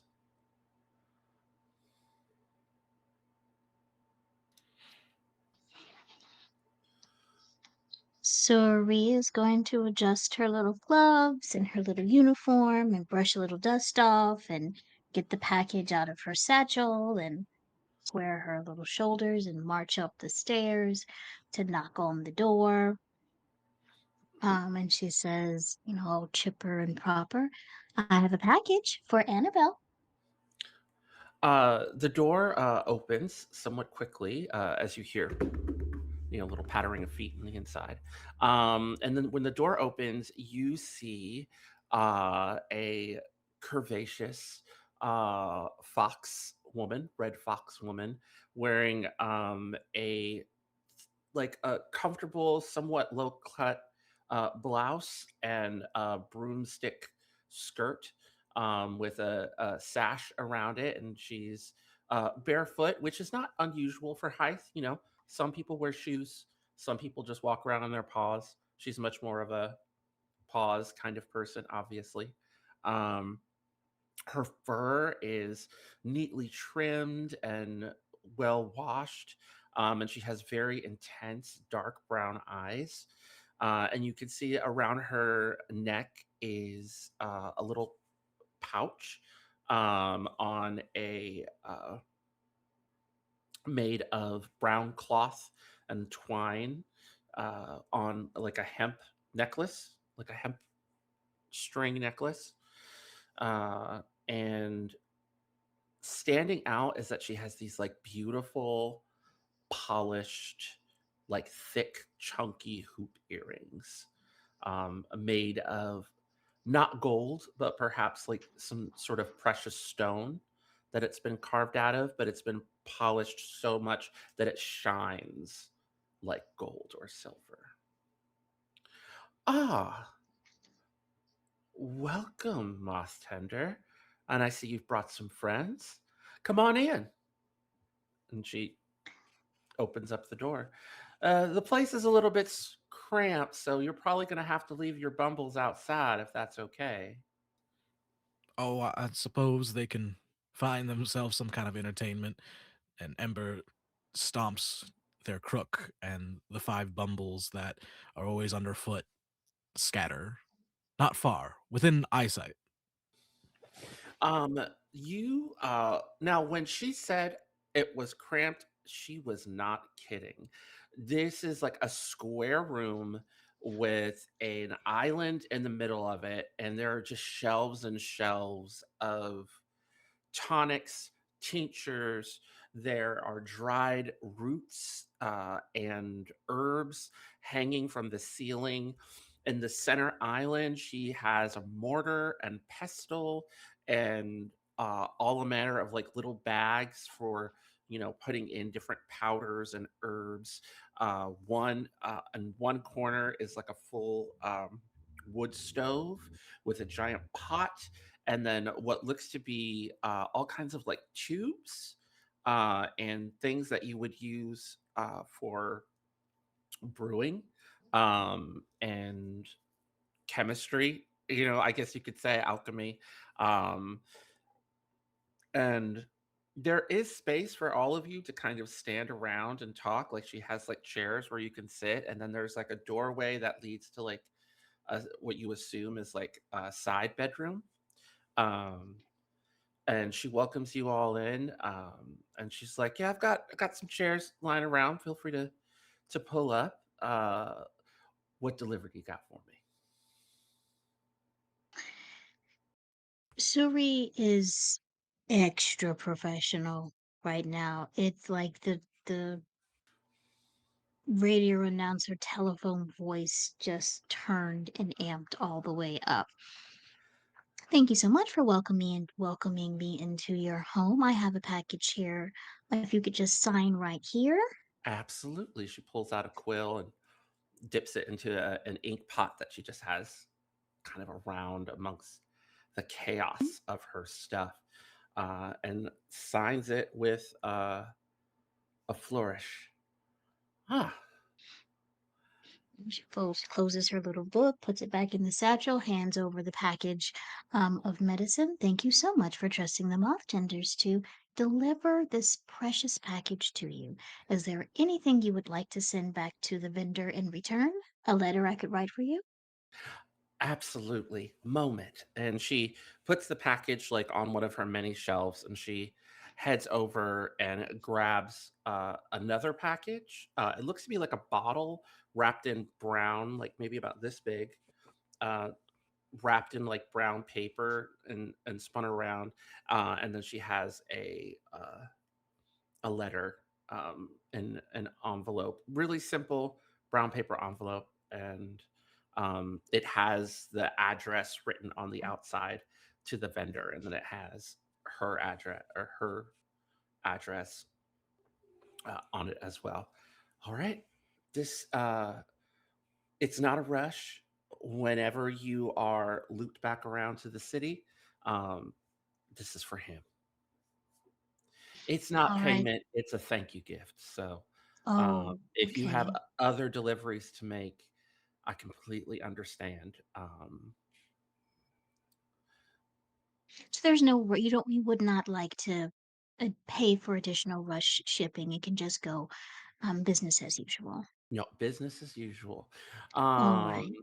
All right. And so, may I offer you some hospitality in barter for delivering this message? So it's just looking around, I and don't there's have much space, but Suri is so small that I think this is just for her, this is probably more spacious than other people that's here. And she's just like, I do appreciate your offer of hospitality. However, I do still have deliveries that I need to make. So, according to the Moth Tender Code of Conduct, I cannot yet act as though I am off. It is a holiday, so I only do have to work half a day. I do appreciate your patronage. I need to go make sure that this is recorded in my book of record. Here are some people here who would like to pick your brain and ask you some wonderful questions about your expertise of the local lore and history. And I'm going to step outside because, as much as I appreciate, again, your offer of hospitality, there's just something within me that understands and respects that the whispers I hear in my ears um, have quieted in a way that I'm uncomfortable with. So, will you please excuse me? Absolutely. And you see Suri like turn around very quickly, adjust her uniform, little legs just go as she exits the hut and goes down the steps to sit down, take a deep breath, and open out her book of records so she can do her work and let the others deal with Annabelle. All right, folks. You have some questions. What would you like to know? Hi, Miss Annabelle. Deep Green here. Pleasure to meet you. Pleasure to meet you too. And she gives you a nice firm handshake. Hmm. Uh, how do I put this? There, we've heard about these things, haints. Could you Right, tell us? yes. Could you tell us what you know about them and your possible dealings with them? Well, I wouldn't call my dealings with them impossible, but I'm more than happy to share what I know.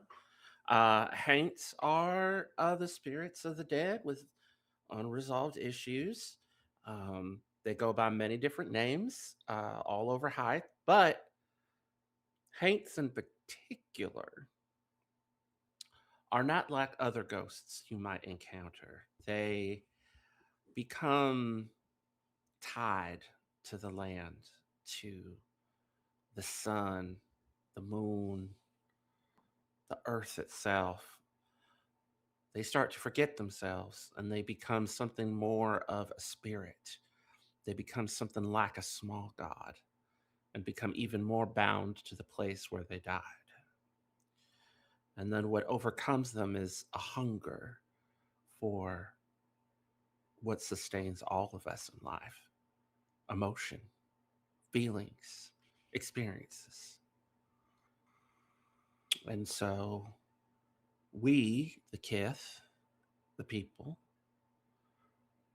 become a kind of prey for them.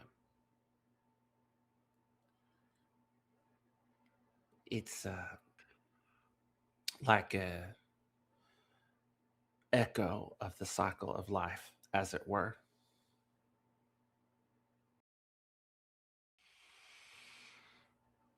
Now, I've heard that there's been more of these haints as of recently. Is that true? There have been haints haunting these corner of Hythe for many years now. It'd be the war. Many, many people died fighting for their home, fighting for liberty, fighting for freedom. And if I'm being quite honest, many people have also died in the cotton fields since the war has ended and before the war I happened. I'd imagine that as well. I couldn't help but notice, as lovely as this town is, I would be foolish to not see that there's a, how do I put it, disparity amongst the locals here. Quite. You have two eyes, which means you can see. The people here,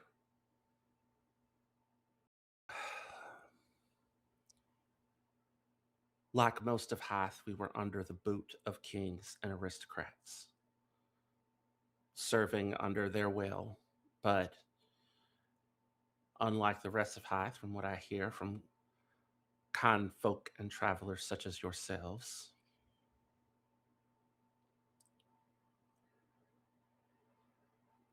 a group of individuals we call the peddler barons saw there was an opportunity. They own everything: the shops, the land, and they are more than willing to share with everybody who lives here, so long as they're willing to pay the price. And that is these. And she motions over to uh, like two or three, like in a box, an open box, similar to the one that you saw Walter had, like a barter box, but hers has nothing but wood nickels in it.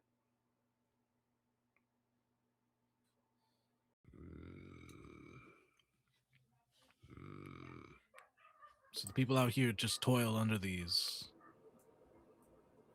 barons. Yep, Nobody sees something wrong with that. plenty of people do. It's What do they? just you fear what happens if you try to go up against the barons. Is that it? Everyone's so exhausted. We all know that the war was not that long ago, Right. and not everybody is ready to take up arms again. Please don't judge us. We're just doing the best we can. I think Core has been kind of crouching in the corner because the roof of this residence is so is so So low, low. and he's so tall that he's been kind of like hunching They down to not hit his head on the they various things that are dangling from the ceiling. And as this conversation is progressing, he's kind of listening and with kind of a deepening sense of understanding. Um, and as the conversation takes this turn and Miss Annabelle says that, I think I would like to spend a token to ease someone's pain, if only for a moment. Cora is going to kind of interject into this conversation here and say, I understand this town reminds me a lot of my home. And he's going to make some kind of meaningful eye contact with Miss Annabelle, the kind of eye contact you make with someone who understands deeply what you have been through. And in this moment, kind of, I could say, maybe unveil himself to her in a way that maybe he has not to anyone else, feeling a sense of kinship with her. Maybe she reminds him a little bit of his mother. She is going to look at you and turn and is going to make a move that she can always do, which is know something useful that applies to the situation.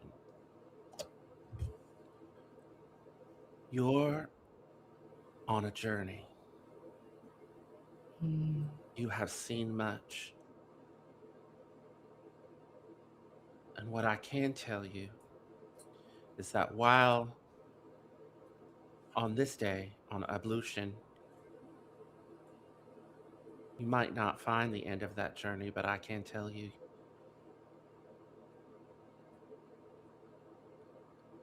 the family you're seeking you will see again.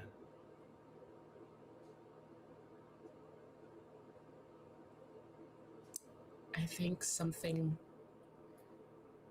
in Core's demeanor in this moment deflates, not in disappointment, just the tension that he's been carrying, this uncertainty, the anxiety, this desperation almost, not knowing if all of this searching that he's going to do, that he's been doing, is going to be successful or if it's going to be in time. it just kind of slides off of him in this moment. The way that someone sets down a bag that they've been carrying for a long time, it just kind of slides off their shoulder. That's that what it feels like in this moment. And he doesn't really have words to say here, but I think if she will allow him, he will reach out one of his kind of huge paws and take her smaller paw in it and just hold it in both of his and just tightly hold on to her hand.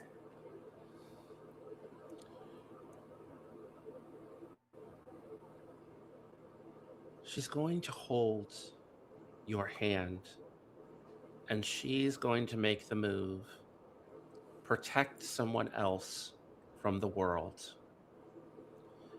And in this moment of connection that you are both sharing, you feel some peace lingering here. You all feel it in this moment. Outside, a wonderful warm breeze flies by you, Sarit. You smell the faint smell of peach blossoms. And even though you are alone outside, you can feel the presence of the small and forgotten gods. And you sense that something kind and wonderful is happening in that house behind you.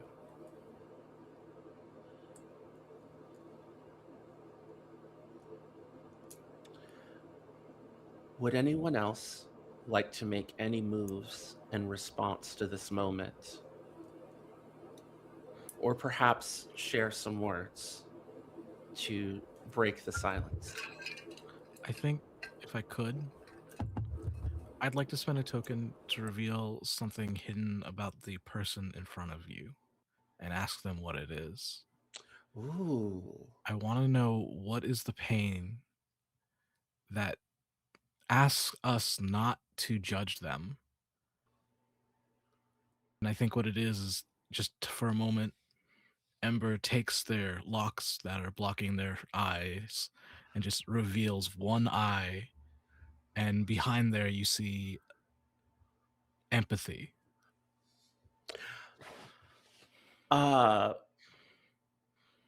Annabelle feels like she is carrying the weight of this entire community on her shoulders. She feels someone close to her has judged her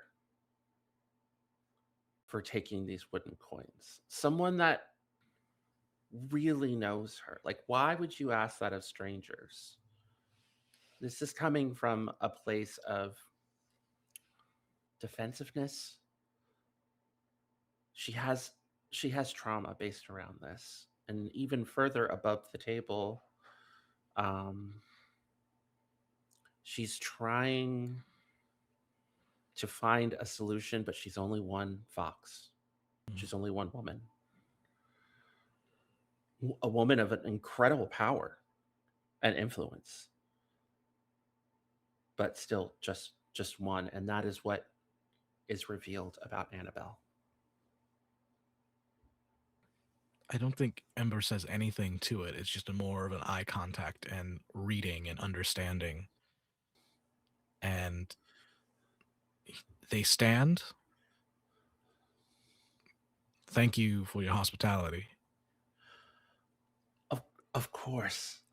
And she puts like another hand over coarse hand, and shakes it, with like a mama shake, like an auntie shake that just says it's gonna be okay. She doesn't say that out loud, but she says it with that motion. Um, y- you're most welcome. You're all right to ask questions. It is not an easy life here, but it is one where we find joy. Um, if you folks are going to be in town for the holiday, my husband runs a juke joint, a tavern of sorts. We're going to be celebrating the holiday there tonight. There's going to be music. I'm going to be cooking up my holiday fish fry that I do for every holiday. Um, and if you all are looking for a place to celebrate, enjoy, we're going to be setting up some uh, bathtubs for people who want to do absolution cleaning, heating them up, nice warm bath. Um, I would love it if you all came and enjoyed the evening with us. Um, that sounds lovely. We actually came here because someone in town told us about your gathering, and that is how we came to know who you were. Um, Mm, these bathtubs, and he says, and he kind of like fidgets, the fidget that you do when you've been like sweaty and like musty for mm, a while, and like yeah. your sweat, and then the sweat dried, and now it's like that weird sticky sensation. Hmm. That's he like does that uncomfortable shift underneath his uh shirt. Would they be large enough for? And he just kind of gestures to his whole Oh, self. they're huge. They're big ones. They're big, massive tents. Pretty much what we're doing is we're taking uh, beetle bathing tubs and filling them with hot water. Oh no! See, the tech gremlin's got us again. Hold on one moment. There she is. She's back. It's fine. It's fine. Uh, uh, and that's where they are. And just for reference, the beetles in height are huge. Like they're like the size of a horse or bigger. So those are the are yeah, we're filling those with hot water. So uh, Oh, that sounds lovely. I would it's gonna I be would like I would like that very much it's gonna be real if you nice. don't mind us imposing on your hospitality. No, not at all. It'll be great to see some new faces out in the celebration. Um, Mr. Green, would you like to do some seed trades? Oh, you're muted.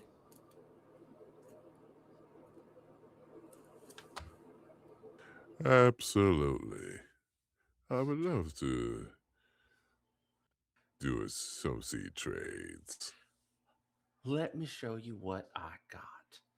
And she has so she's gonna make a variation of the move inconvenience yourself to help someone else and show you that she just has a variety of interesting seeds to trade. Probably several ones that you've been looking for. And she has them like all categorized in these little like paper packets.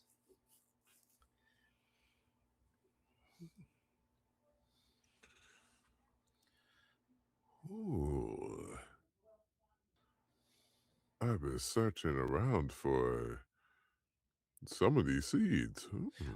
Whenever whenever an orchardist such as yourself comes into town or any other traveler, and I have the opportunity to trade, I trade.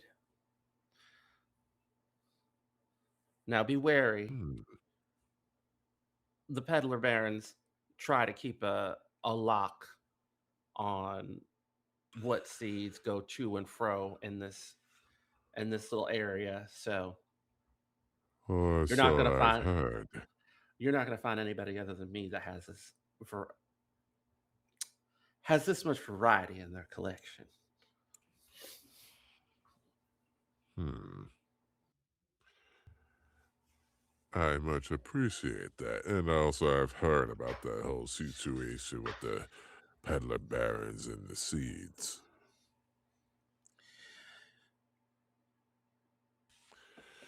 Trust and believe. I deeply appreciate your sentiment and just enjoy the holiday Will and make do. sure you don't stay here for too long. Uh, and at that point, Sri, as you're outside, you see a carriage pull up that has a whole bunch of um, foxes and coyotes and raccoons, most of them women, a handful of them children, coming in with a carriage full of like pots and a disassembled wood stove and a whole bunch of like fresh fish and kitchen tools. Um, and the coyote woman, who's dressed, kind of mask and like a big kind of floppy hat with a fisherman's coat on and boots, um, uh, says, "Annabelle, we setting up here or we gonna be cooking on site?"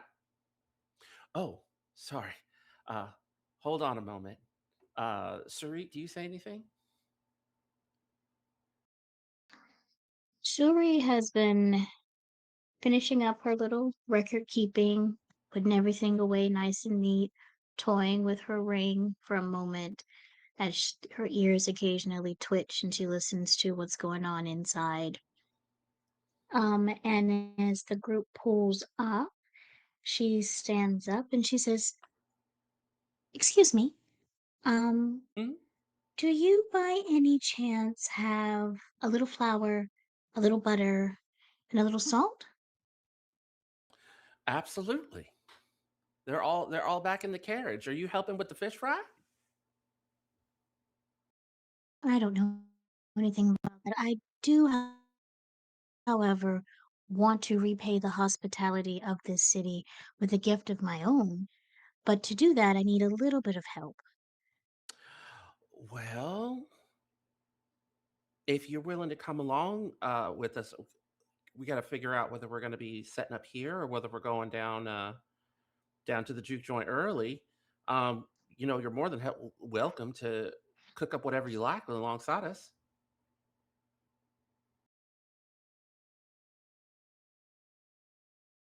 Ooh, hold on. All right, letters written.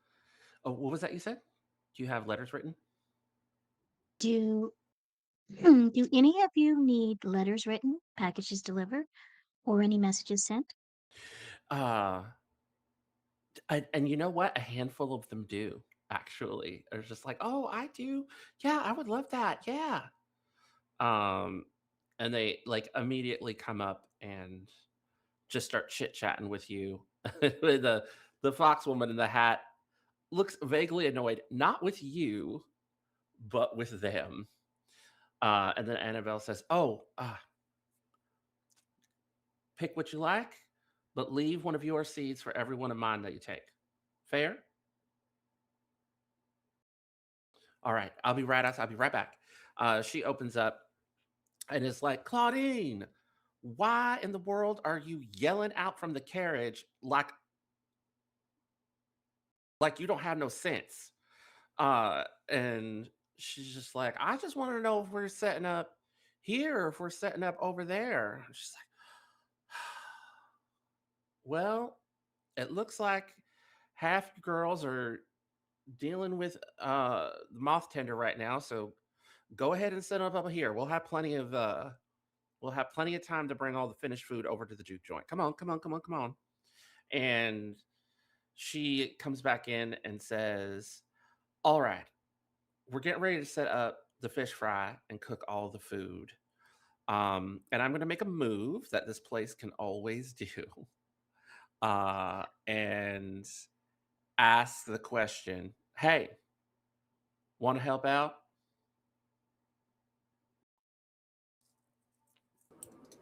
Definitely.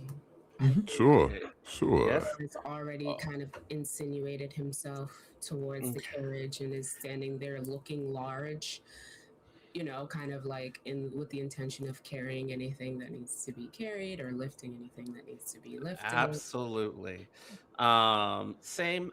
Say. All four of you. Because Sarita's already helping out. At least in the terms of getting these people messages. All of you gain a token, as you all are setting up for the fish fry. And they are really grateful for all of your help. Um, I would like to ask in this moment, as you're all kind of helping lift things, set things up, organize things, and cook. How do you contribute?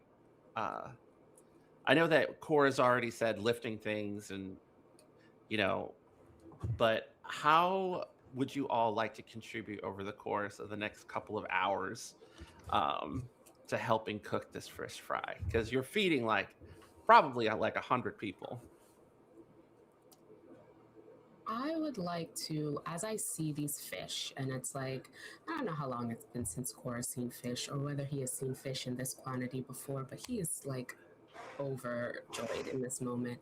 And I think when he is, kind of helping out, what I would like to do is I would like to spend a token Mhm. to give something that has the potential to change someone fundamentally, Okay.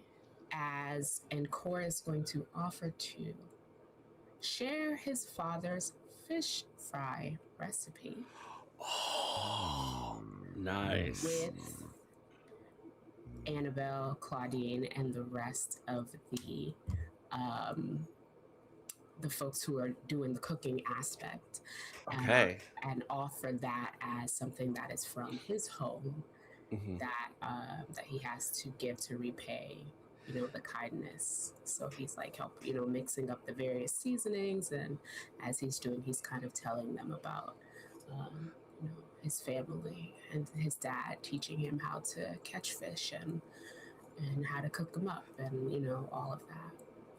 Uh, they end up dedicating like an entire tray to just your recipe. And when I say a tray, I mean like a tray. It is a hit. And at a certain point, Annabelle is like, there is a magic in you and all of you. Thank you so much for sharing this. People are really gonna love this. A lot of people talk a big game about the secret ingredient and recipes being love. And I could definitely tell that your father loved you. He did.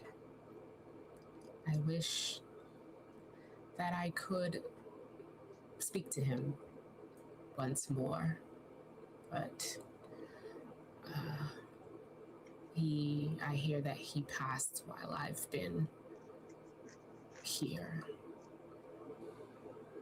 Well, he still exists here. And puts her paw over your chest. Ember, what do you do to contribute to this cooking of food, uh, for the fish fry? Ember calls upon their bundles Mhm. and almost like an assembly line, a beehive. They're very busy. They're very Mhm. well organized. Act as extra hands for everyone, either Mhm. carrying pots or plates around on their backs. The largest bumble, whose name is Peter, is Mhm. just this massive has saddlebags on the side of them. I've Yeah, hitched these yeah. saddlebags to like carry large groups of like usually for me it's honey, but I've taken out the jars of honey and offered to anyone who would like to take some to take a Mhm. jar here. Maybe they can do something with it. I don't know all that they have because it's a fish fry, and to my Mhm. knowledge, I'm not really going to put a lot of honey with fish, but maybe I could make a sauce with it. Anyway, Mhm. I'm kind of organizing, acting as a bee, supervisor, and all the while making sure that no one's bullying these bees, everyone's being kind to them, Mhm. everyone's being polite, and there's like this children that are here to help. Every once in a while, Ember will go down to him. He's like, okay, and that one's Patricia, that one's Mikey, that Yeah, one's yeah. that one over there, that's a troublemaker. His name's Stan. And just like Oh, introducing them all to every single bee as they yeah. ask, and trying to I don't know if these children have met Bumbles like this before. I Yeah. don't know the Bumbles of this area. That's part of why I'm here, is to learn. But I want them to know that Bumbles are safe and they are their friend. Yes. You successfully keep the children from being underfoot of all of the cooking as they're having way too much fun hugging and playing tag with a bunch of the bumbles that you introduce them to. And Claudine is like, looks at the honey, is like, ho, ho, ho, ho, ho. All right, this is what we're going to do. For one pan, we're going to add this to the batter. And then uh, Annabelle, you still got all that mustard powder that we ground out last month? And she's like, absolutely. All right, we're gonna make us some honey mustard sauce. As like they take like the mustard powder and the honey and then a couple other ingredients and are literally making like a home like just a bunch of homemade honey uh, honey mustard. They also use it to sweeten some biscuits that they're all making. Um, they use the honey and they are very grateful for it. Not all of it, because some of them are like, "Who want to take this home?" Yeah. There's Like, plenty there's plenty for most of them to take home. yeah, But like uh, but it will be like I it's enough to be a treat. That's what I'll put. It's not hmm a everyday thing. Mm, yep. Uh, mm. so what do And as you? for me, Yes, yes. I offer to make, as part of specialty as a bear as well, to offer to make one of my specialty honey ginger cider. Ooh, yep, yep, yep. And also, if they do need an extra hand to like wash the pots and dishes, I'm always there to help with that as well. Absolutely, That's to build absolutely. like a solidarity that you're not alone just to partake, but I'm here to help you as well, Right, to foster right. new connections and to foster new connections with those of us wherever we meet. Mm. Um, Suri, after you get like four like small letters and packages to be sent out to various family members away from Pale Moon Junction. Uh, what would you like to do after? So Suri has been Suri's not a very talkative person anyway. She says what she needs to, Hmm. um, and is quiet most of the other time unless she's working. But as everyone starts getting ready for whatever, she's leaning her little stick with the lantern against somewhere, um, adjusting her hat, taking off her little coat so that she can put on a little apron that comes out of her bag as well. And she's she takes from her satchel this very large, perfectly shaped. It looks like it's not real almost. It looks like someone painted a peach and then pulled it out the canvas. Because I would like to spend a token Hmm. um, to procure a ripe peach from my bag. Right. and she's cutting it up very carefully, and she's sautéing it with butter, honey, cinnamon, things that she's asking a little bit here, a little bit there. She asks for a pan, and just she works very quickly, and she's very nimble as she starts to make a homemade peach cobbler out of this particular peach. Um, and it's the southern type of cobbler. That means it's not just a pie with some yellow peaches in it. It's a deep dish of just peaches with like a crust on top. So as she's working on it, and the pan is just about as big as she is, Mm-hmm. as she does the finishing touches. And she keeps the pit. Like there's only one peach that she uses that's actually one of her magic peaches, but the Mm-hmm. rest of the peaches are pretty mundane. Um, as she works on this special cobbler that's her gift to Pale Moon Junction. Mm-hmm. And the pit, if allowed, I would like to spend another token Oh. to approach Annabelle with the pit from this particular peach in order to keep someone no, yeah, we'll do this one. Keep someone safe from the difficulties of the world as I offer this pit. And all I say is, but first I walk up to her, flower dusted, um, and a little extra floofy because she's been working, and waves her down. Excuse me, Annabelle. Hello. Wonderful. Hello, everybody. Wonderful. Welcome, What's a Raiders. raid? What's a raid? Help me. I'm a noob. Hello, everyone. Raid is when a bunch of people come in from another channel, and like say hello. Oh, yes, Oh, from cool. hi Sam. Thank you so much for raiding. We really appreciate it. Um, we are streaming here on Apochromatic Unlimited for Black History Month. We're raising funds for Lavender Rights Project. And we're glad you're here. We're playing right now. We're playing Wander Home, a Season's Oath, a group of animal folk uh, visiting a place called Pale Moon Junction. I'm just going to give you guys the content warnings really quick, just to kind of respect all of our raiders that just came in. This game is specifically inspired by Sinners, blues music, and the Jim Crow South. So it will be dealing with themes of classism, classist exploitation, and allusions to pre-civil rights era American South and post-slavery Caribbean, ghosts, and possibly blood.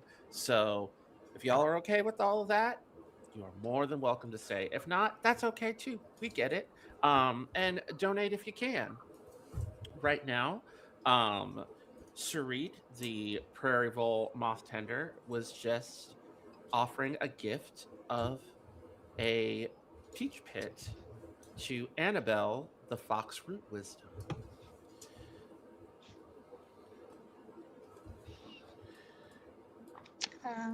And she just says, this right here, when you get a moment, find a place that's special to you and plant it. And what will grow here will simply be a miracle.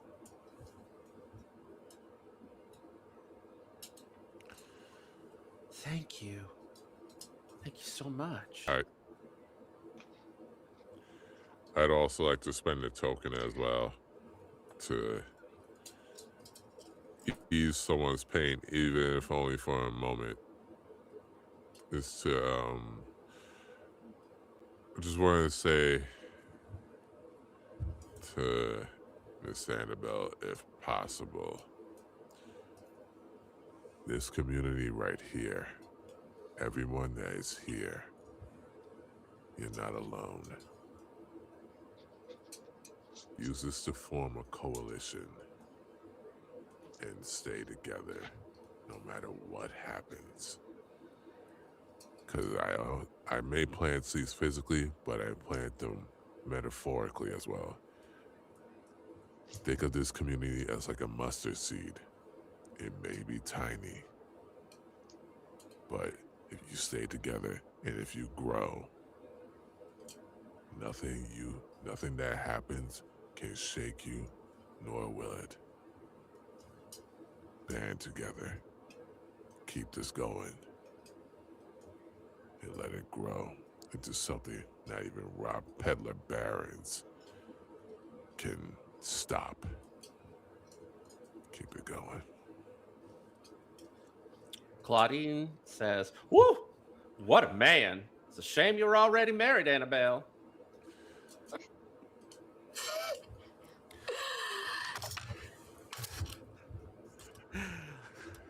It's about dusk, folks. We need to pack up so we don't catch up on, so we don't run into any hates on the road.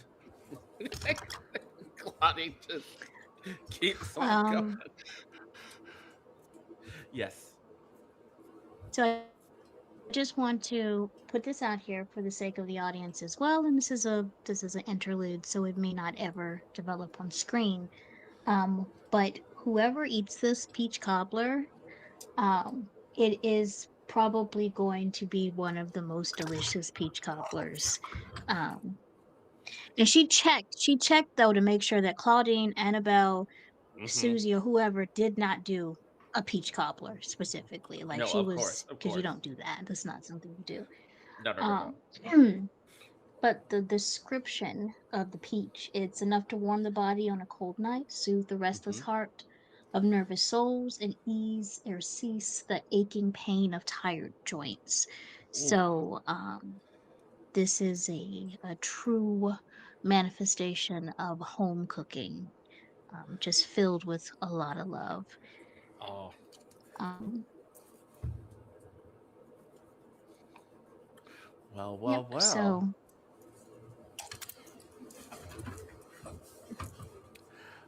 So, there is a little bit of a caravan as everyone heads off. It's dusk, so it's not night, and the four of you have some quiet time um, to yourselves. Is there anything the four of you talk about on your way to the juke joint, or do you all sit in silence? I just want to make some space for just the four of you to talk about what you've experienced at Annabelle's cottage on your way to deliver the fish fry. I think as we are traveling, I would like to um, insinuate myself over to Suri and kind of, be kind of companionably silent beside her for a little bit. Um, and then I'm going to spend a token uh, to, again, kind of allow Suri to connect with me on a personal level. And I'll say, um, I think I will take that break. I think it's I think it's okay to do that now.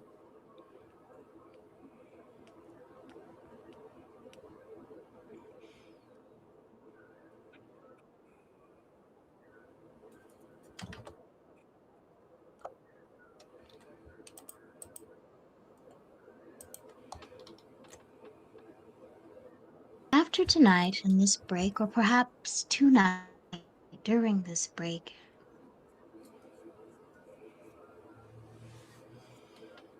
there's something I learned to do while journeying with other people that I could offer you, but I still don't know, and I'll never press and I'll never push because people tell you what they need to tell you when they need to tell you that. That's the beauty of messaging. But have you struggled to find your way home because you can't remember the way?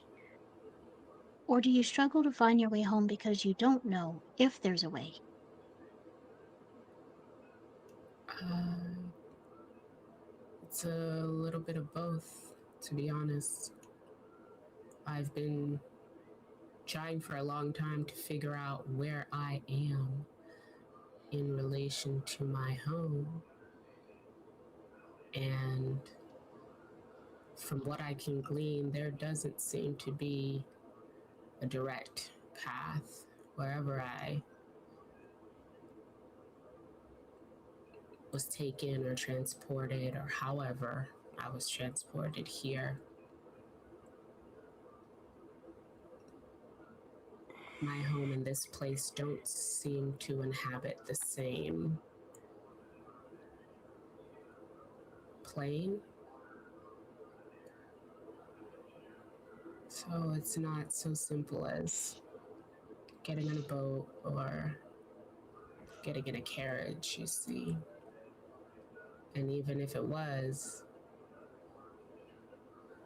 I still don't know where I am in comparison to where I need to be. Core. Well, Mm-hmm. What if, not saying it is definite, but what if I could point you in a direction that could help you find the answers you seek? I'm not saying it's you will find your way, but it could give you some, it could be a start to find answers to what you could be seeking. Is this the place that you mentioned? Yes. Yes. I think I would like, if you know more. I've been studying, reading in as many places as I can since you mentioned it. I didn't, want to press the issue with you at the time because it seems like kind of a fleeting mention. But if you're willing to share what you know, I'm willing to listen. It's a place at, at a bridge between two villages. But, and I believe, if I'm not mistaken, it's a ruin. And at this ruin, there could be something that could give you, it could possibly give you the answers you seek as to how you could find what you are looking for.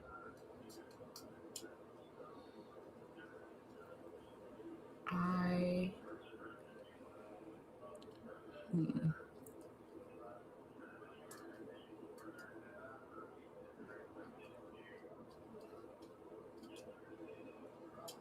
And Core kind of lapses into silence in a contemplative way for a moment. And internally is trying not to get worked up again after just telling Sarit, that it's going to try to take a break and try to take some Only when, time. only when you're ready. Only when you're ready.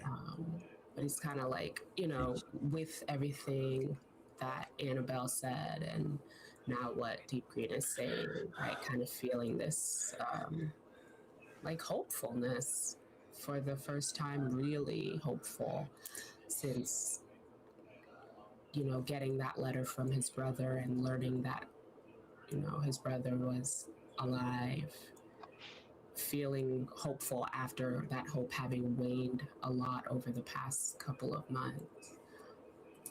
he turns back to Deep Green and says, Let let's talk more, and then kind of glances at Sri uh, after the celebration. I think Ember, hearing this conversation quietly, contemplating it all, goes up to you, Core, and hands you a bumble to hold. Just like the bumble just snuggles up to Core, keeping you warm as the temperature starts to drop a little bit because the sun is dipping below the It's it's horizon. it's it's it's Core's favorite bumble. It's Stan, and they've got Mhm. a little bromance going. As Yes. Core kind of tucks Stan into his he like uses his cloak to make like a little papoose type thing, and just full kangaroo carrying Stan around the way that they often do. Stan is just happily buzzing away there. Um, Uh, as the sun dips below the horizon, there's just you're on this road, and it is just rows and rows and rows of cotton fields as far as the eye can see. The sky painted with orange and purple and blue, the clouds a vibrant pink color that matches the same pink of cotton candy at a fair. Um, and as you're, with this caravan, I'm going to reveal the thin margins people live on. And you see this young, rail thin fox, couldn't be any more than maybe 13 or 14, with a cloth sack, just stuffing it full of cotton. Alone, there's no other workers in the field. It's just him. And Annabelle is like, Lewis, what in the name of the small gods are you doing? I was just trying to use this time nobody's in the fields to catch up. Lewis, nobody's supposed to be working after in the second half of the day. I know, but it's just that I have to make sure that the family's fed. And if I catch up now, that means we'll have more pay.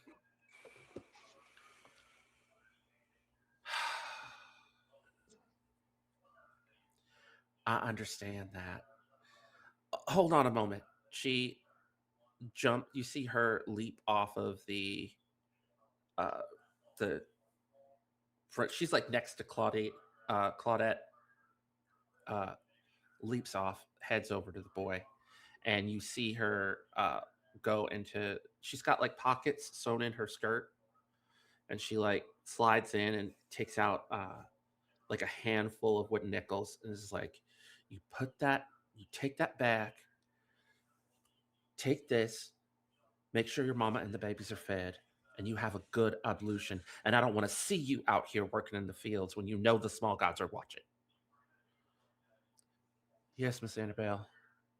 And he stops picking the cotton and slings the bag over his shoulder, takes the wooden nickels, and starts hiking up the road. And you make sure you run home. And he just starts huffing it up the road back towards town. Oh, I'm so sorry, folks, about that. That young man doesn't have sometimes just doesn't have any sense. His heart is bigger than his brain. She gets back in, and the caravan continues to move. Is there anything anybody would like to do or say before continuing on?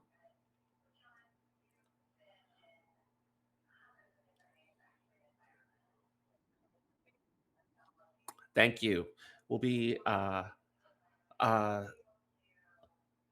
well, we're gonna be cruising over to our final scene. You all make your way from the cotton fields to exactly as Walter described it. You get into the woods, you make your way through, and deep in the woods, it opens into a clearing, a massive clearing with a huge barn. Walter was not exaggerating. There's a big area out front where you see a whole bunch of uh, beetles and carts, and there's all these troughs. You see these tall uh, poles with lanterns on the top that have a bunch of that have, you think that maybe there's like nectar inside of these lanterns, but you see these big fireflies coming in and illuminating these lanterns, to give a little bit of light out where everyone has their various carriages and mounts parked. Um, and then you see the big red sign saying "Smoky, Smoky and Stocks." Um, and you see a bear that looks like a tall like brown bear wearing work overalls and a work shirt underneath and a big floppy hat, just waiting out in front of the double doors that let you into the barn. uh and Annabelle's like, Hoppy, open the back door. Oh, of course, of course. And he like, follow me, and he like leads you all like around back where they've got like a back area, and everyone, and Hoppy's like, come on in, folks, come on in, and just waves you all in as everyone is grabbing kitchen attire, and you could hear people setting up, and when you come in, um this barn is huge, and you could see folks, um, coaxing in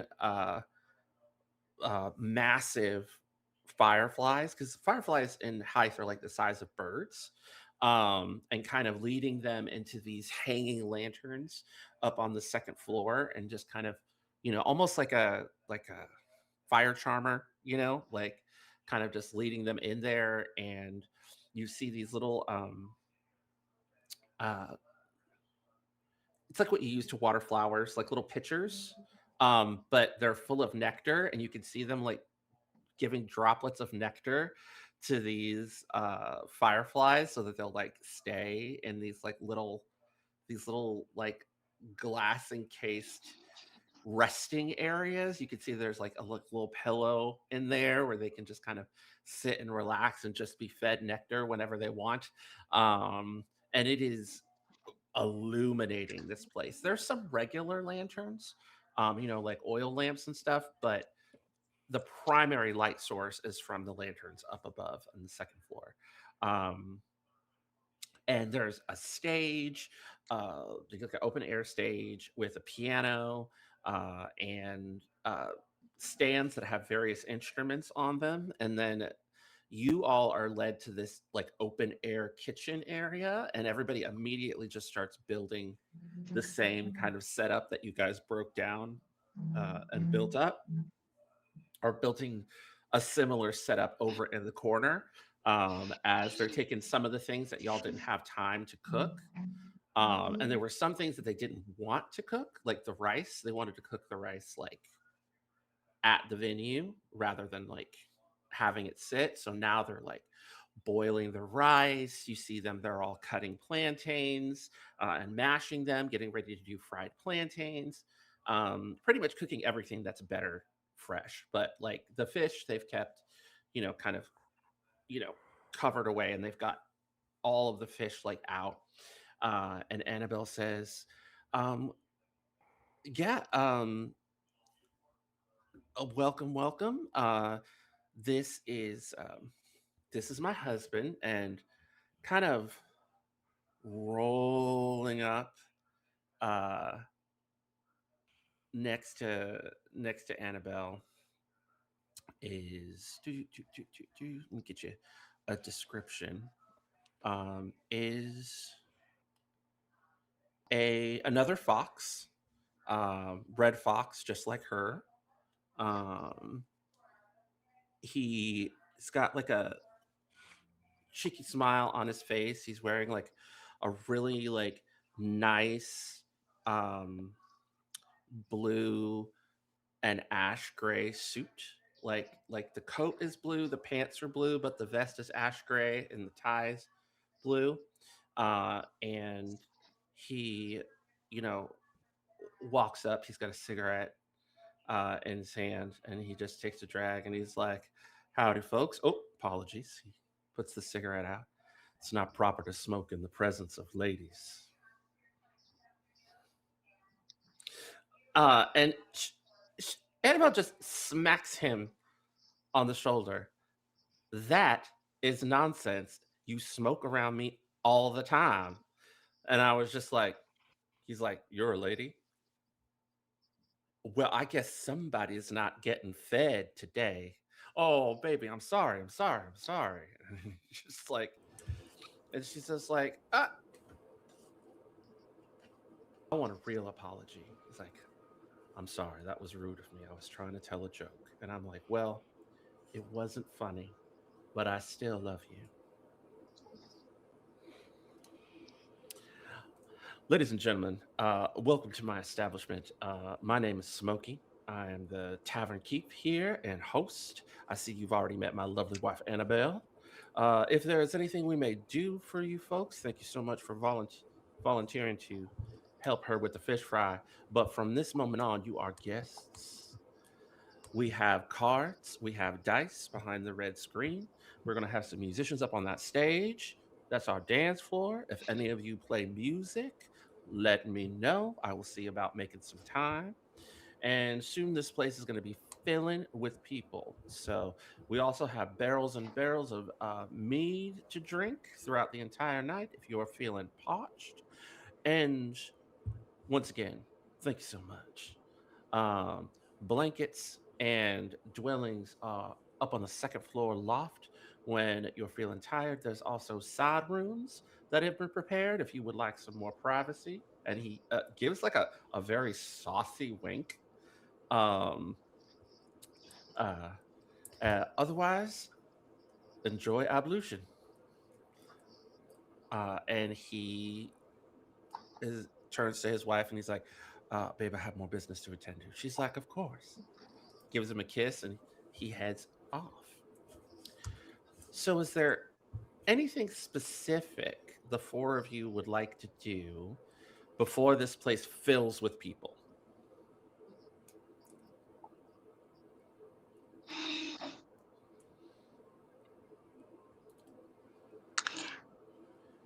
Suri, as a surprise to no one, is not typically a party person. She is not a let's come on, Barbie, let's go party type of individual. Um, she works, she delivers messages, she has like a semi adopted child thing going on, apprentice training kitten, and is very maternal. So, one, first of all, the way that she was looking over her reading glasses, looking between Annabelle and Smokey at that whole interaction was just like, this is this is not. Oh, okay. You just gonna say that and just, oh, this must be pretty privilege or something, because wow, like she's just her whole kind of she's because again, Prairie Voles mate for life. She had the best, type of fiance, lots of home training, lots of, boundaries you don't cross. There was no rough around the edges type of thing. So I will say that probably left her a little bit uncertain of how to proceed. And so she has washed her hands, cleaned up a little bit. She's taken Hmm. off her little hat, and instead of like she has like this really beautiful um almost fascinator type headpiece that's just peach blossoms that she sort of puts on. And she's kind of freshened up a little bit in a way to not look like she's here to work, um, like she Yes. normally does. Um, and so she looks at her compatriots and she looks at everybody else that started to trickle in and she looks at her compatriots and she's just like, I am going to enjoy the hospitality of our wonderful hosts. Um, but if one more mask presenting individual says something sideways, I'm just really not sure if this is the place for me to interact. And I endeavor to be culturally sensitive. Everybody has their own, boundaries and things that they're okay with. But was that supposed to be romantic? Was that is that I what think it was supposed to be cute. I don't know if it's romantic, it's familiar, it's a moment that they're sharing. It's a little messy, but I think it's theirs. Basically, to each their own, but it's I just if there's no consequence model, how do you like anyways, I'm going to find a place to sit where I don't get stepped on and enjoy the music. And yep. And she just sort of just kind As of she makes her way, Claudette walks past the three of you and is like, she knows what she's talking about. That's mess. Y'all three, stick with that one. She'll keep your heads on straight. She's like, and continues on. Court just looks speaking um, to the of what left what what at, at Deep Green and at to the right at Ember, and it's just like shrugs, and it's like, I don't know. They remind me of my brother and his partner. I thought it was funny. Yeah, it reminds me of my brothers and sisters. I mean, it's back where I'm from. It's kind of just hooting and hollering all the time. So Yeah, I mean, back where I'm from is par for the course. yeah. just a little rough around the edges. Uh, Anyway, I'm gonna what get some music? drink. That's what I'm well, gonna go do. yeah. And as if on cue, you mentioned hooting and hollering, and within 15 minutes, as soon as the sun is gone, those double doors open, and it is a party. People are coming in, like getting drinks. Like you get Ember, absolutely. The bar is ready to go. You guys find that nobody asks you for anything. The four of you, no, they don't ask for coins. They don't ask for barter.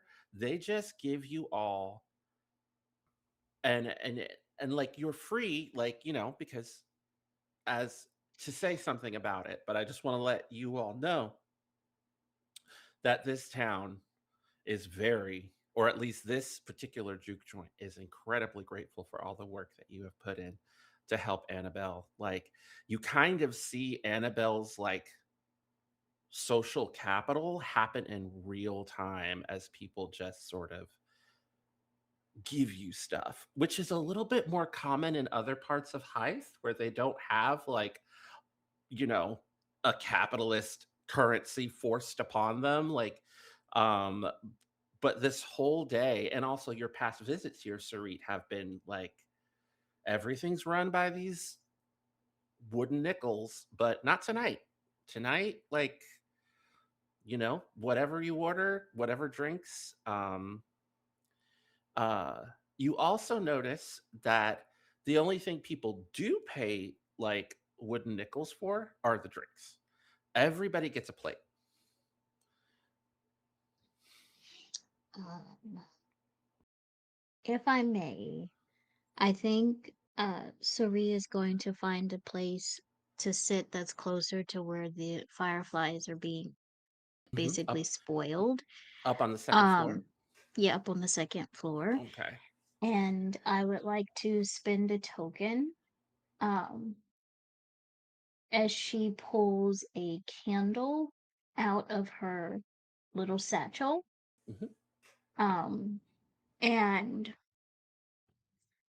my mouse has stopped working, so I can't open up the document. But basically, she's going to light the candle and kind of obscure that she's lit the candle by the fact that she's basking in the light of the firefly. Yeah, it's the midnight Um, candle. yes, the midnight candle. To support this revelry and this sense of freedom that comes from community. And Right, while right. this candle burns, no one is getting tired. They can dance, they can party, they can work, they can do whatever they want to do. Um, for as long as this candle is lit or the sun, decides to rise. Um, trying to give people truly a break um, for this night. Hmm. And she's going to participate in the tradition of ablution where there's songs of freedom and hope, um as she just sort of hums softly, and she's just like, roots run deep, branches stay strong, leaves flutter in the breeze.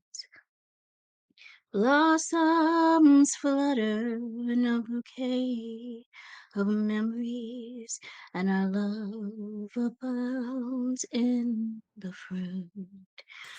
Our love is all in the sweet fruit. And she's just singing with the fireflies and having a wonderful time in this little bubble of comfort she has for herself. Um, Ah, and that's where she's at, so everyone else can have their. there are a small group of people who kind of arrange themselves. Not many, maybe like four or five that are kind of upstairs. Also, people who want to, feed the fireflies and don't want to deal with all the noise, who end up just sort of sitting kind of a little like they give you your space, but some of them, start to sing along with you and just sort of uh it's like you've sort of attracted all of the quieter people, like the people that are kind of here because of obligation, family, you know, and you just have this really sweet moment where you're all kind of just being calm together and at peace together and enjoying the music. Um, as people have flooded in and people are having drinks, what's the rest of our companions doing? Uh, how about you, Ember? You have a little bit of a break from your bumbles. They're all happily outside drinking from the nectar troughs. Hmm. Um, Mm, I think I'm constantly looking to see what is the food that people are eating? What is the drink that everyone's going to? I'm trying to mhm, learn what makes this place special. And with the mead, especially with the mead, mhm. what type of mead do they have? Because all mead is made from honey, but not all Yep. mead is made the same, and not all mead Mhm. tastes the same. Because I've, for all that we've done today, I haven't gotten to just go and smell, well, any rose, any flower, anything. Ellie yeah. Um, this mead is interesting. I'm going to say because it's a fantasy setting and it's Hythe, the mead kind of tastes really light, almost like a cloud. Mm. And when you like ask about the honey, uh, the bartender who is Stock, um, who is a coyote, um, says, "Oh, well, this is from our local bumbles that feed off of the pollen of in the cotton fields." Hmm. Cotton mead. Never heard of such a thing. Hmm. I mean, we've got other blossoms around, honeysuckle. Uh, That's a popular one. Yeah, yeah. yeah, we've got that around, but this particular barrel is from the bumbles that feed off of cotton pollen. It's the easiest to make because there's just so much cotton around. Mm. Mm. We'll be But busting out the honeysuckle mead later. and you make all this and sell it for them wooden nickels. Yeah, pretty much.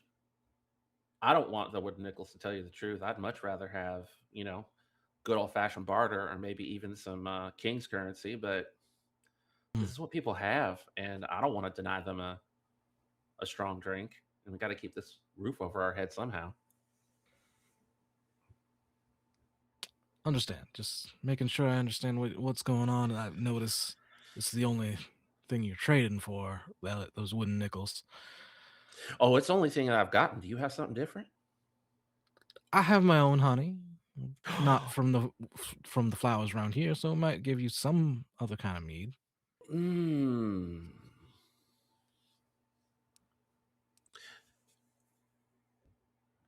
Yeah, but you're one of Annabelle's helpers, which means all your drinks are on the house anyway. You That's awfully kind. That's know, awfully kind. you know, I would be willing to have a little tab for a handful of locals if you wanted for some of your honey. That'd be awfully kind of you if you would be so willing to indulge my desire to spread the celebration. I find the very idea that this well collected, loved, and made mead it cannot be shared with everyone on a night like tonight. All right, full round for everybody at the bar. And everyone's at the bar, by the way. So that's about like maybe like 10 people, maybe Hmm. 11. And he's all like, one of your jars of honey, free round for everybody at the bar. You got a deal. All right. And he gratefully like accepts the honey. And there is uh you all, even you, Sarit, because you're just on the second floor, hear a loud cheer from the bar. Uh Can I say what type of honey it is? What the yes, flowers? Yeah. absolutely, yeah. I think for me, where I was coming from, there was a lot of orange blossoms. Oh, love it. Love it. Uh yeah, I know everyone is like super, super excited. Um some people are just like, I want something different. I want some of that cider. um Green, Mr. Mm-hmm. Deep Green. As the party gets going, uh musicians come on stage. An elderly raccoon man gets up there and starts playing the piano. Uh, a younger, a young, a young man, a crow, gets up and starts playing the banjo.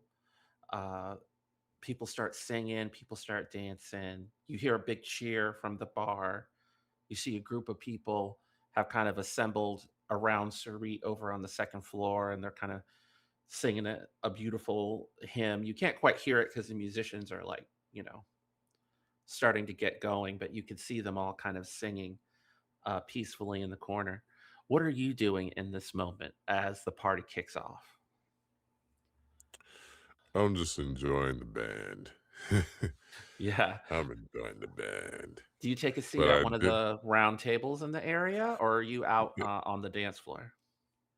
I take a seat at one of the round tables. Hmm. Take a seat at one of the round tables.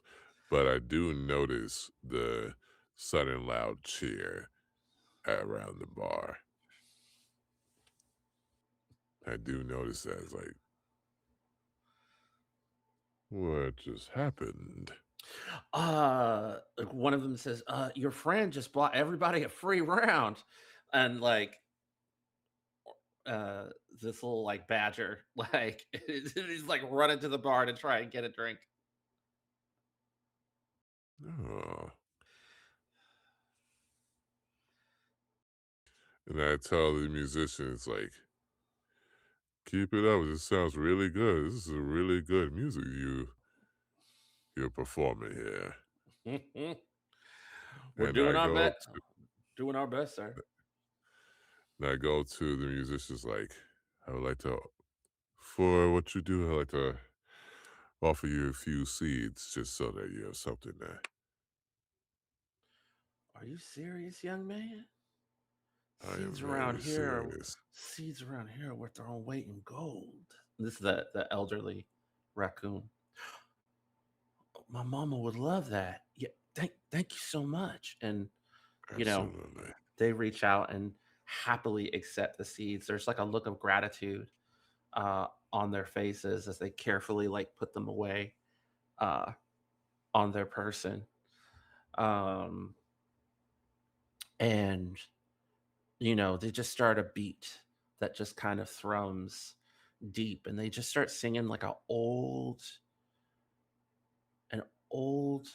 praise song for the small and forgotten gods, one that you remember being sung to you as a child. Like there's no way they could have known that, but they immediately like go into it and start singing it, and you just sort of feel this moment where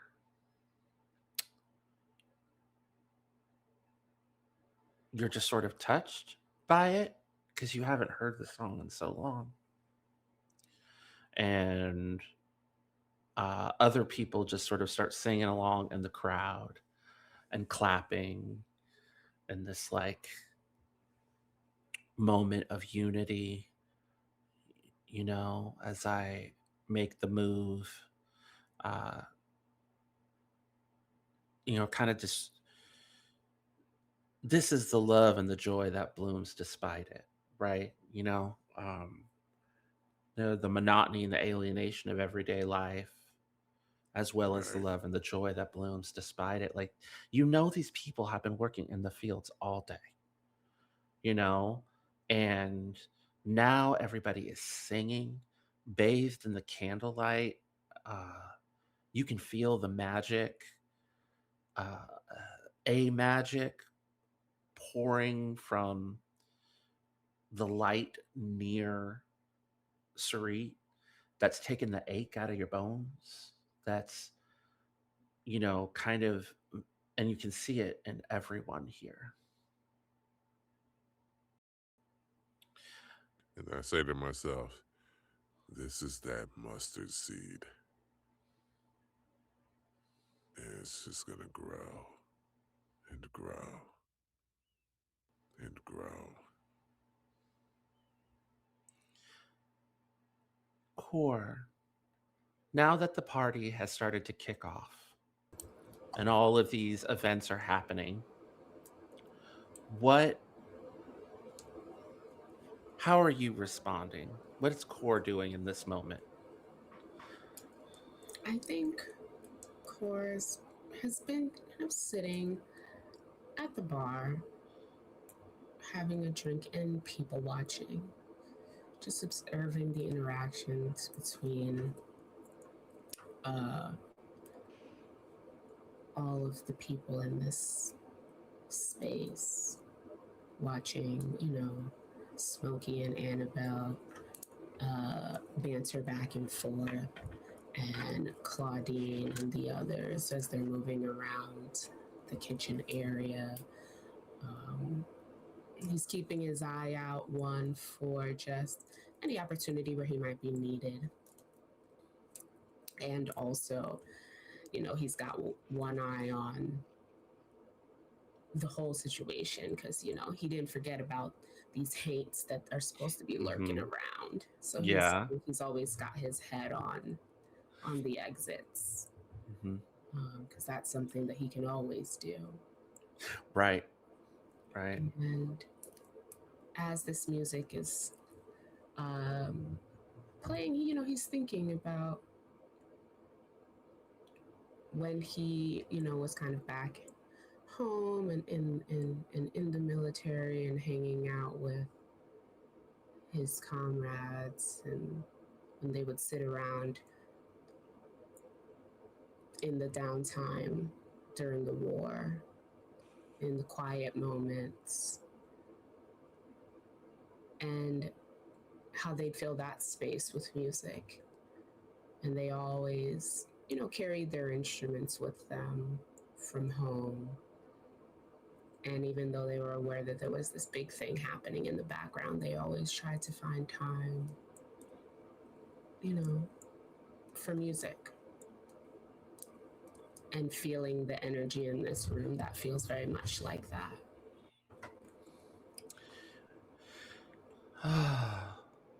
uh,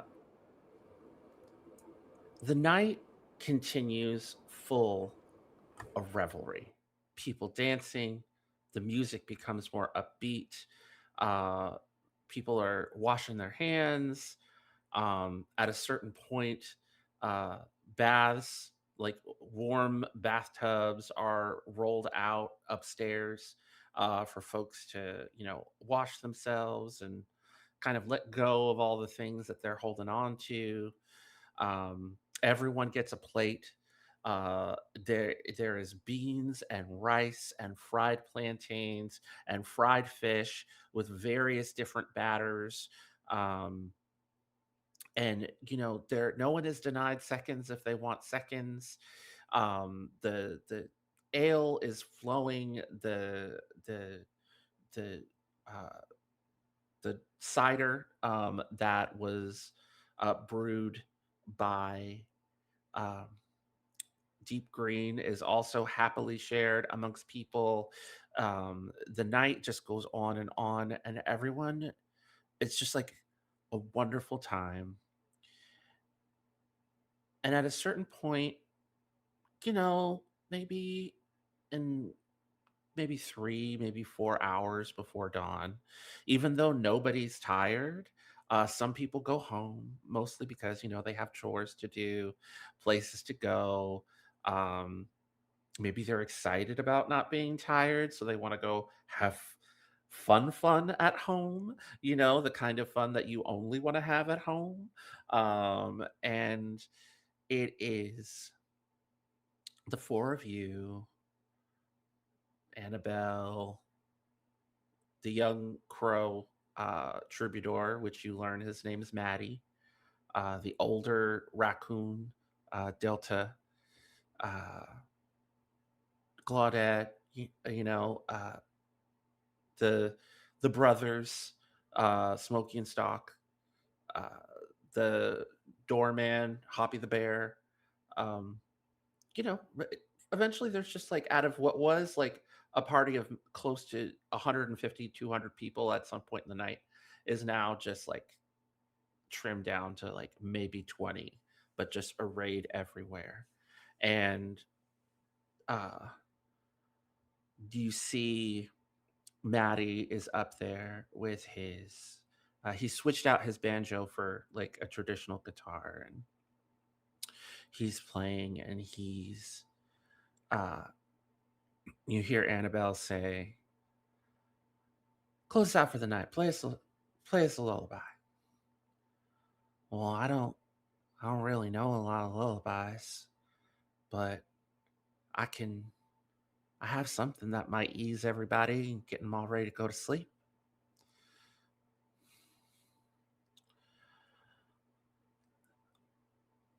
This little light of mine, I'm gonna let it shine. This little light of mine, I'm gonna let it shine. Let it shine, let it shine, let it shine. And his song fills the room with warmth and ease.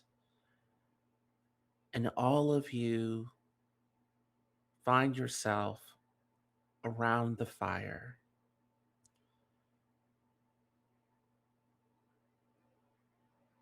Before we bed down for the night,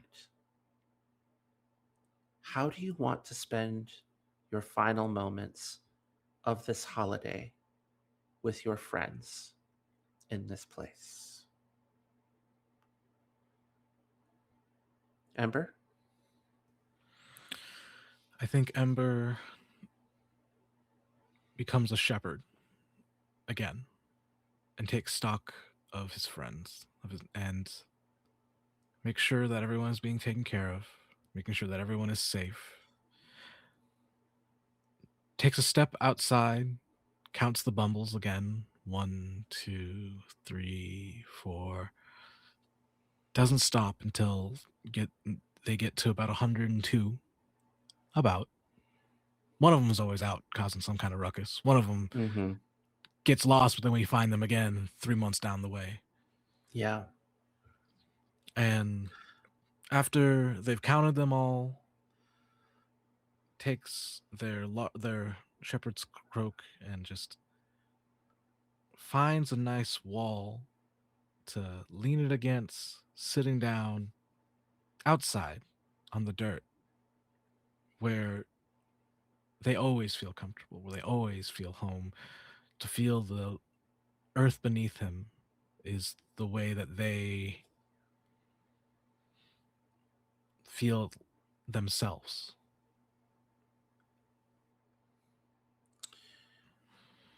Outside of your sight, as you have several bumbles curl up to you and you close your eyes,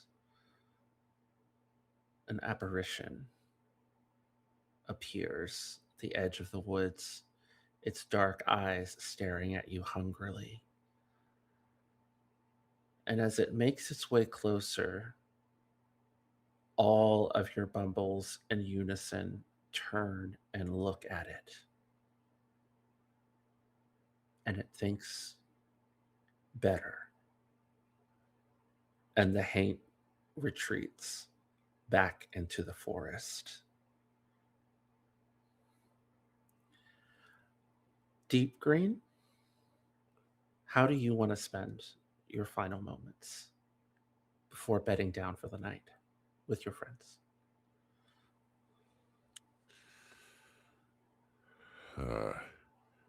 Just revel in this song a bit more.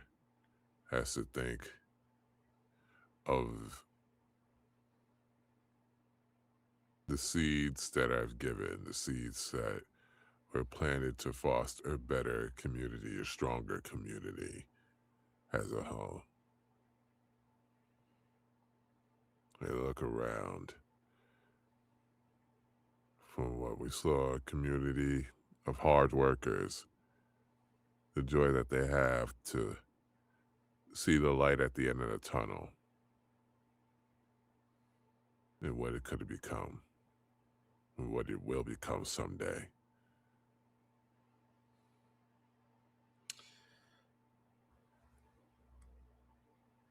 Core, how do you spend your final moments with your friends? I think Core in this moment is looking around for Annabelle. Yeah, you find her. And I think he just kind of takes her to the side for a moment, and he says, "Thank you for what you have offered me. I would like to offer you something that I hope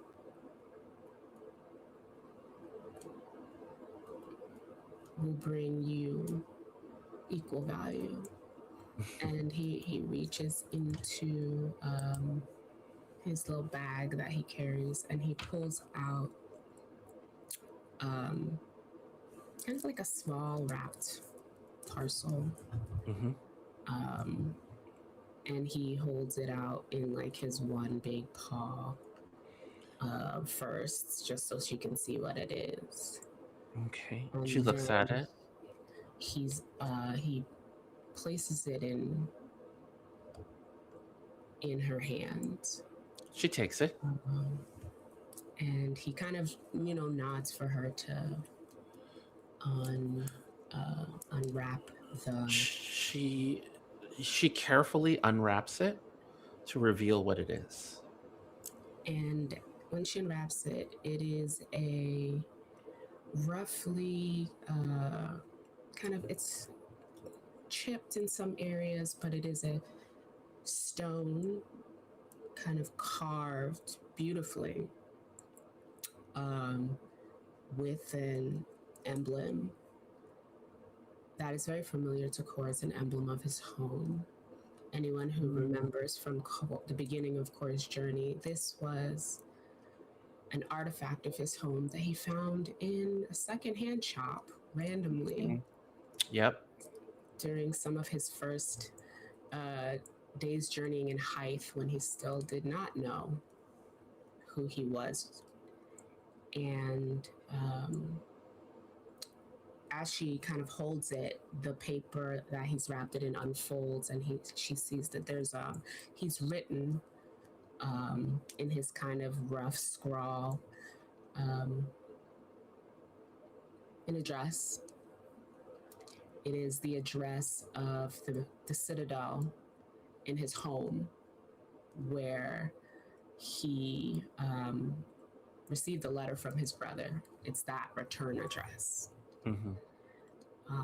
And as he watches her kind of unwrap it and lift up the carved stone disc and read the paper, he says to her, "This is an address where you'll be able to reach me.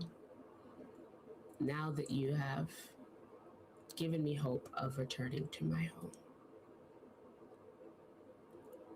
When I was," and then he kind of pauses, "in my home, I was a soldier.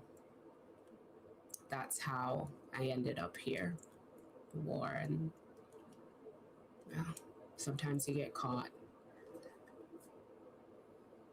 I understand what is happening here. It happened to my home. And I'm never been good with words. My brother was always the charming one. But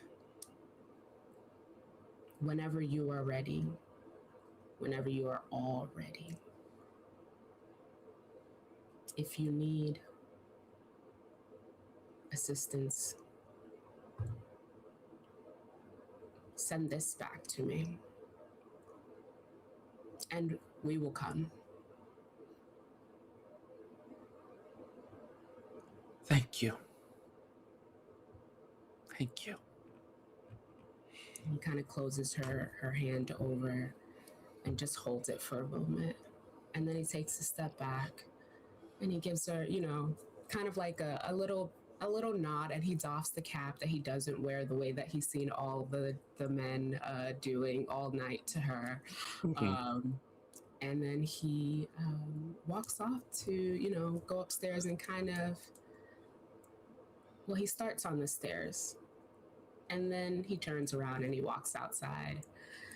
He finds Stan buzzing around far from the rest of the herd, and he scoops him up and, kind of cradles him and walks back over to where everyone else is. And then he kind of just beds himself down in the middle of all the bumbles, very much like sheepdog style.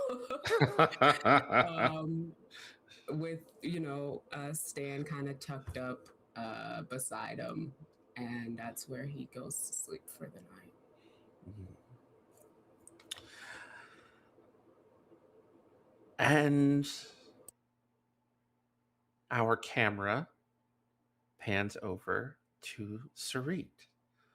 How would you like to spend your final moments before bedding down for the night?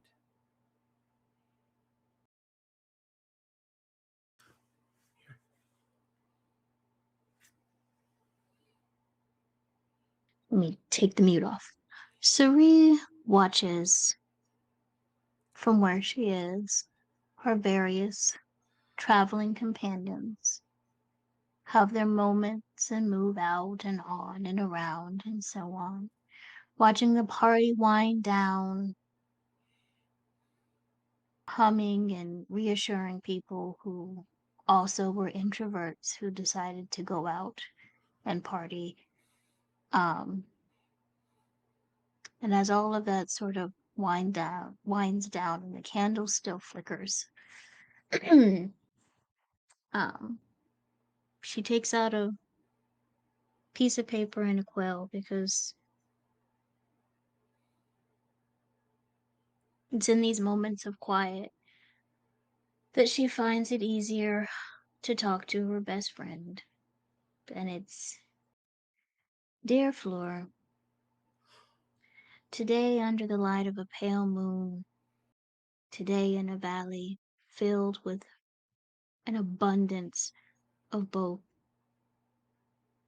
success and the weight of that success being exploited by those who have attributed value to something that can never be appreciated outside of this junction. I heard today the most beautiful melody.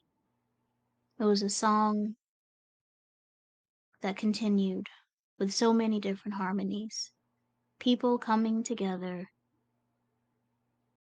with a desire for true liberty. Oh, Floor,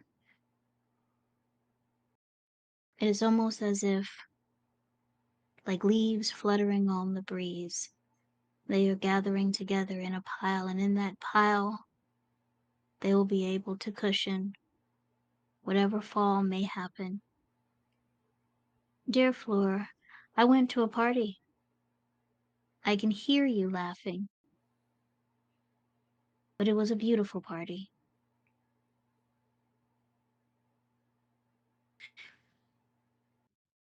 Of course, I miss you in the selfish way that is those in my position often do. But I passed along a gift from me and you to one of our gracious hosts.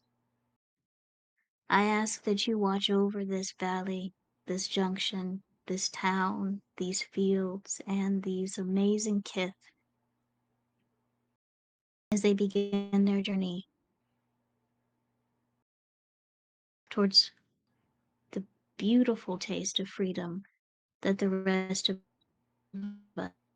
us so gratefully enjoy.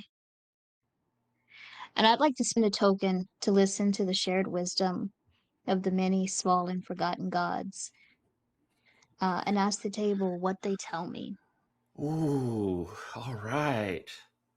Okay.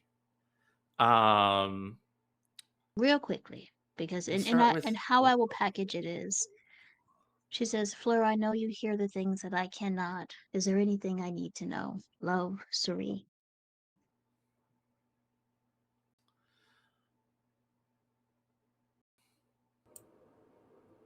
Hmm.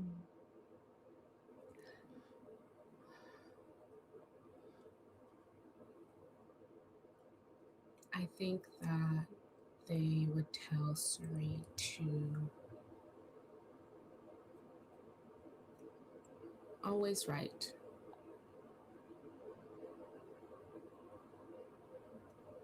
to jot down the words, the memories in this small moments, to keep a compendium of all of your loves as well as your losses, so that as time goes on, even when things are challenging and it is easy to be angry or despairing or despondent, you can have that which you've written to reflect on and remember who you are outside of any struggles that you might face.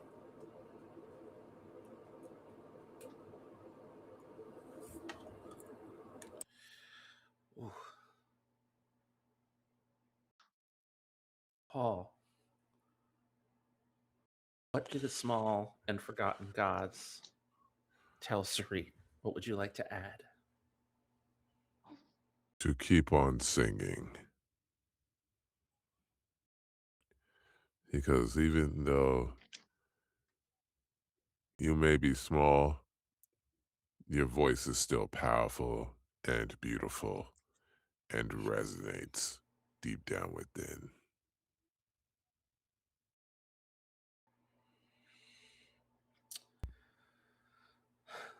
Logan, what do the small and forgotten gods share with Sarit? I think they share that faith is not just belief, but action. To have faith in oneself and in others is to go out into the world and demonstrate it through acts of love and kindness and bravery, sometimes especially bravery.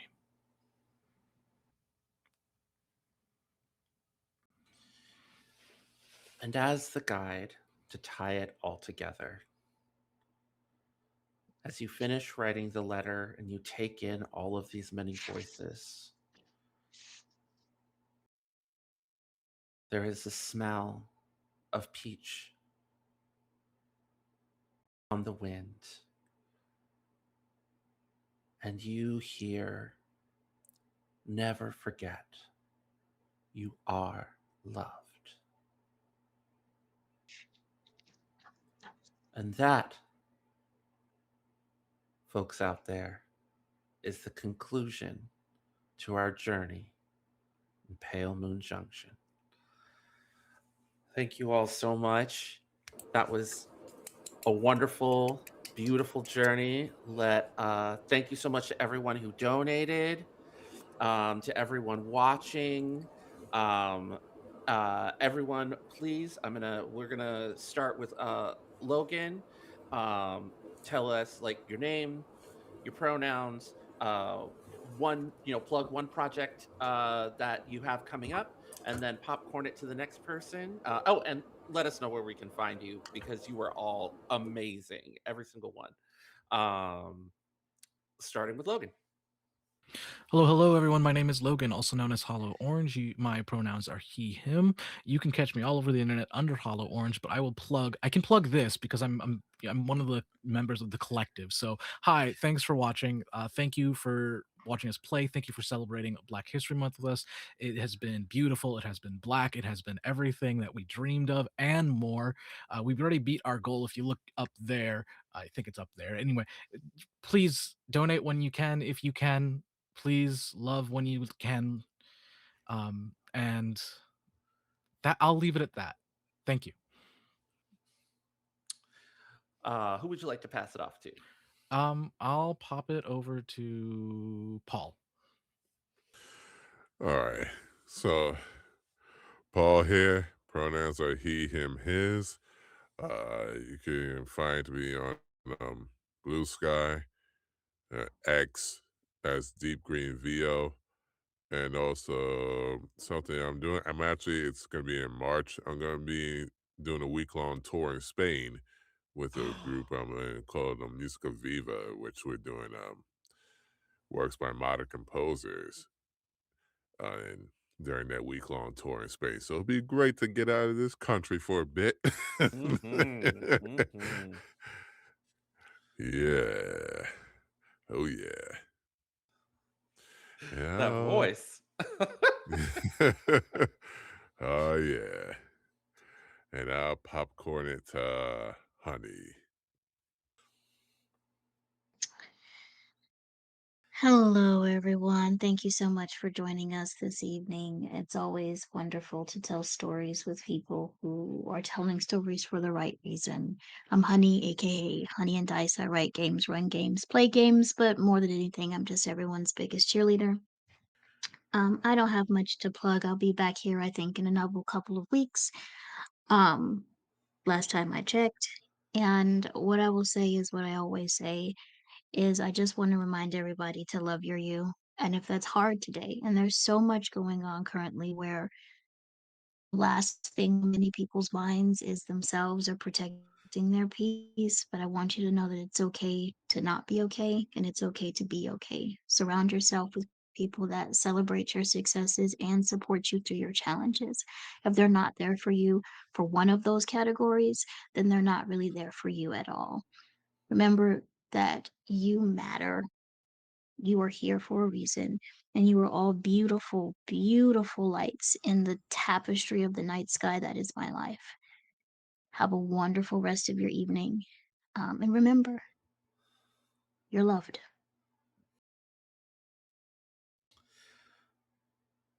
Emrys. Thank you so much for sharing this evening with us, everyone. Again, I'm Emrys. My pronouns are they, them, as in femme. You can find me on Blue Sky, The Dragon Emrys. You can find me on Tumblr if you're on Tumblr and you like Call of Duty fan fiction. You can also catch me every Monday in Windy City Nihilism, which is an awesome woke mental wellness production. It is a 12 Inner Demons homebrew actual play podcast where I and two awesome people, Cinziak and King V, play with the awesome Lamia as our DM, as we take on demons and imperialism in the Windy City. You can also catch me back here on Apocalyptic Unlimited's Twitch on the 21st, where I will be playing Cairn 2E for the first time. In an awesome one shot called Ramble Through the Park, which is set in the magical, literally, 1920s New York City, as we try to get to a rent party and turn up before the cops shut us down and the magical critters come out. Um, thank you so much. This has been great. I have been Okami. I have been your guide. I am known as Keiichi Okami all over the internet. Some of you people may know me by my legal name, Hector Reyes. It has been an honor and a privilege to get to continue to expand the beautiful A Season's Oath universe. It was birthed here on Apochromatic Unlimited in Black History Month, and it continues here on Apochromatic Unlimited Black History Month. And I am so proud and happy to get this chance to raise funds for an important cause close to my heart. Thanks for everyone for being here to support APOC Presents Harlem Renaissance Forever. Thank you for tuning in. Thanks for your donations. Be sure and spread the word. A big shout out to our sponsors. Once again, Transplanter RPG, Frivolous Bear Studios, and Thought Crime Games. Have a beautiful night, and remember, you are loved. Hey, what's the word, blurs and nerds? It's your 40 something non binary boy Mark J coming to you live from right outside the nation's occupied capital. Welcome to Apochromatic Unlimited presents Harlem Renaissance Forever, this year's Black History Month TTRPG fundraiser. This year we're raising funds on Tiltify for the Lavender Rights Project. The Lavender Rights Project is a black trans feminist organization committed to dismantling oppressive systems that disproportionately harm black communities. APOC wants to give a big shout out and massive thanks to this year's sponsors, Transplanter RPG, Frivolous Bear Studios, and Thought Crimes Games. Transplanter RPG is an award-winning, all transgender, people of color-led dark fantasy channel telling stories in an original, non-colonial, anti-Orientalist multiverse. They're proud to support the APOC Black History Month fundraiser and encourage everyone watching to give what they can. As always, we stand in solidarity with all oppressed people of the U.S. and the world, fighting for freedom against colonization, imperialism, and white supremacy. Free Sudan, free DRC, and free Palestine. Frivolous Bear Studios is a game company dedicated to telling untold stories and amplifying marginalized voices.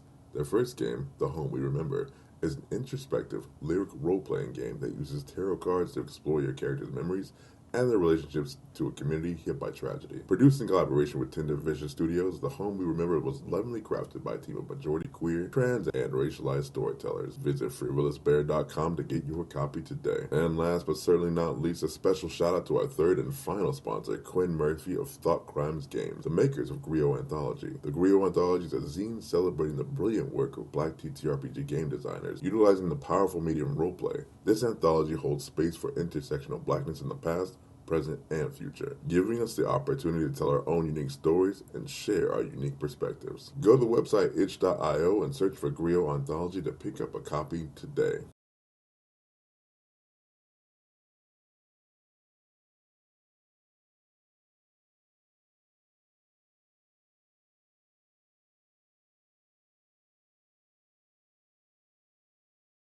Hey, what's the word, blurs and nerds? It's your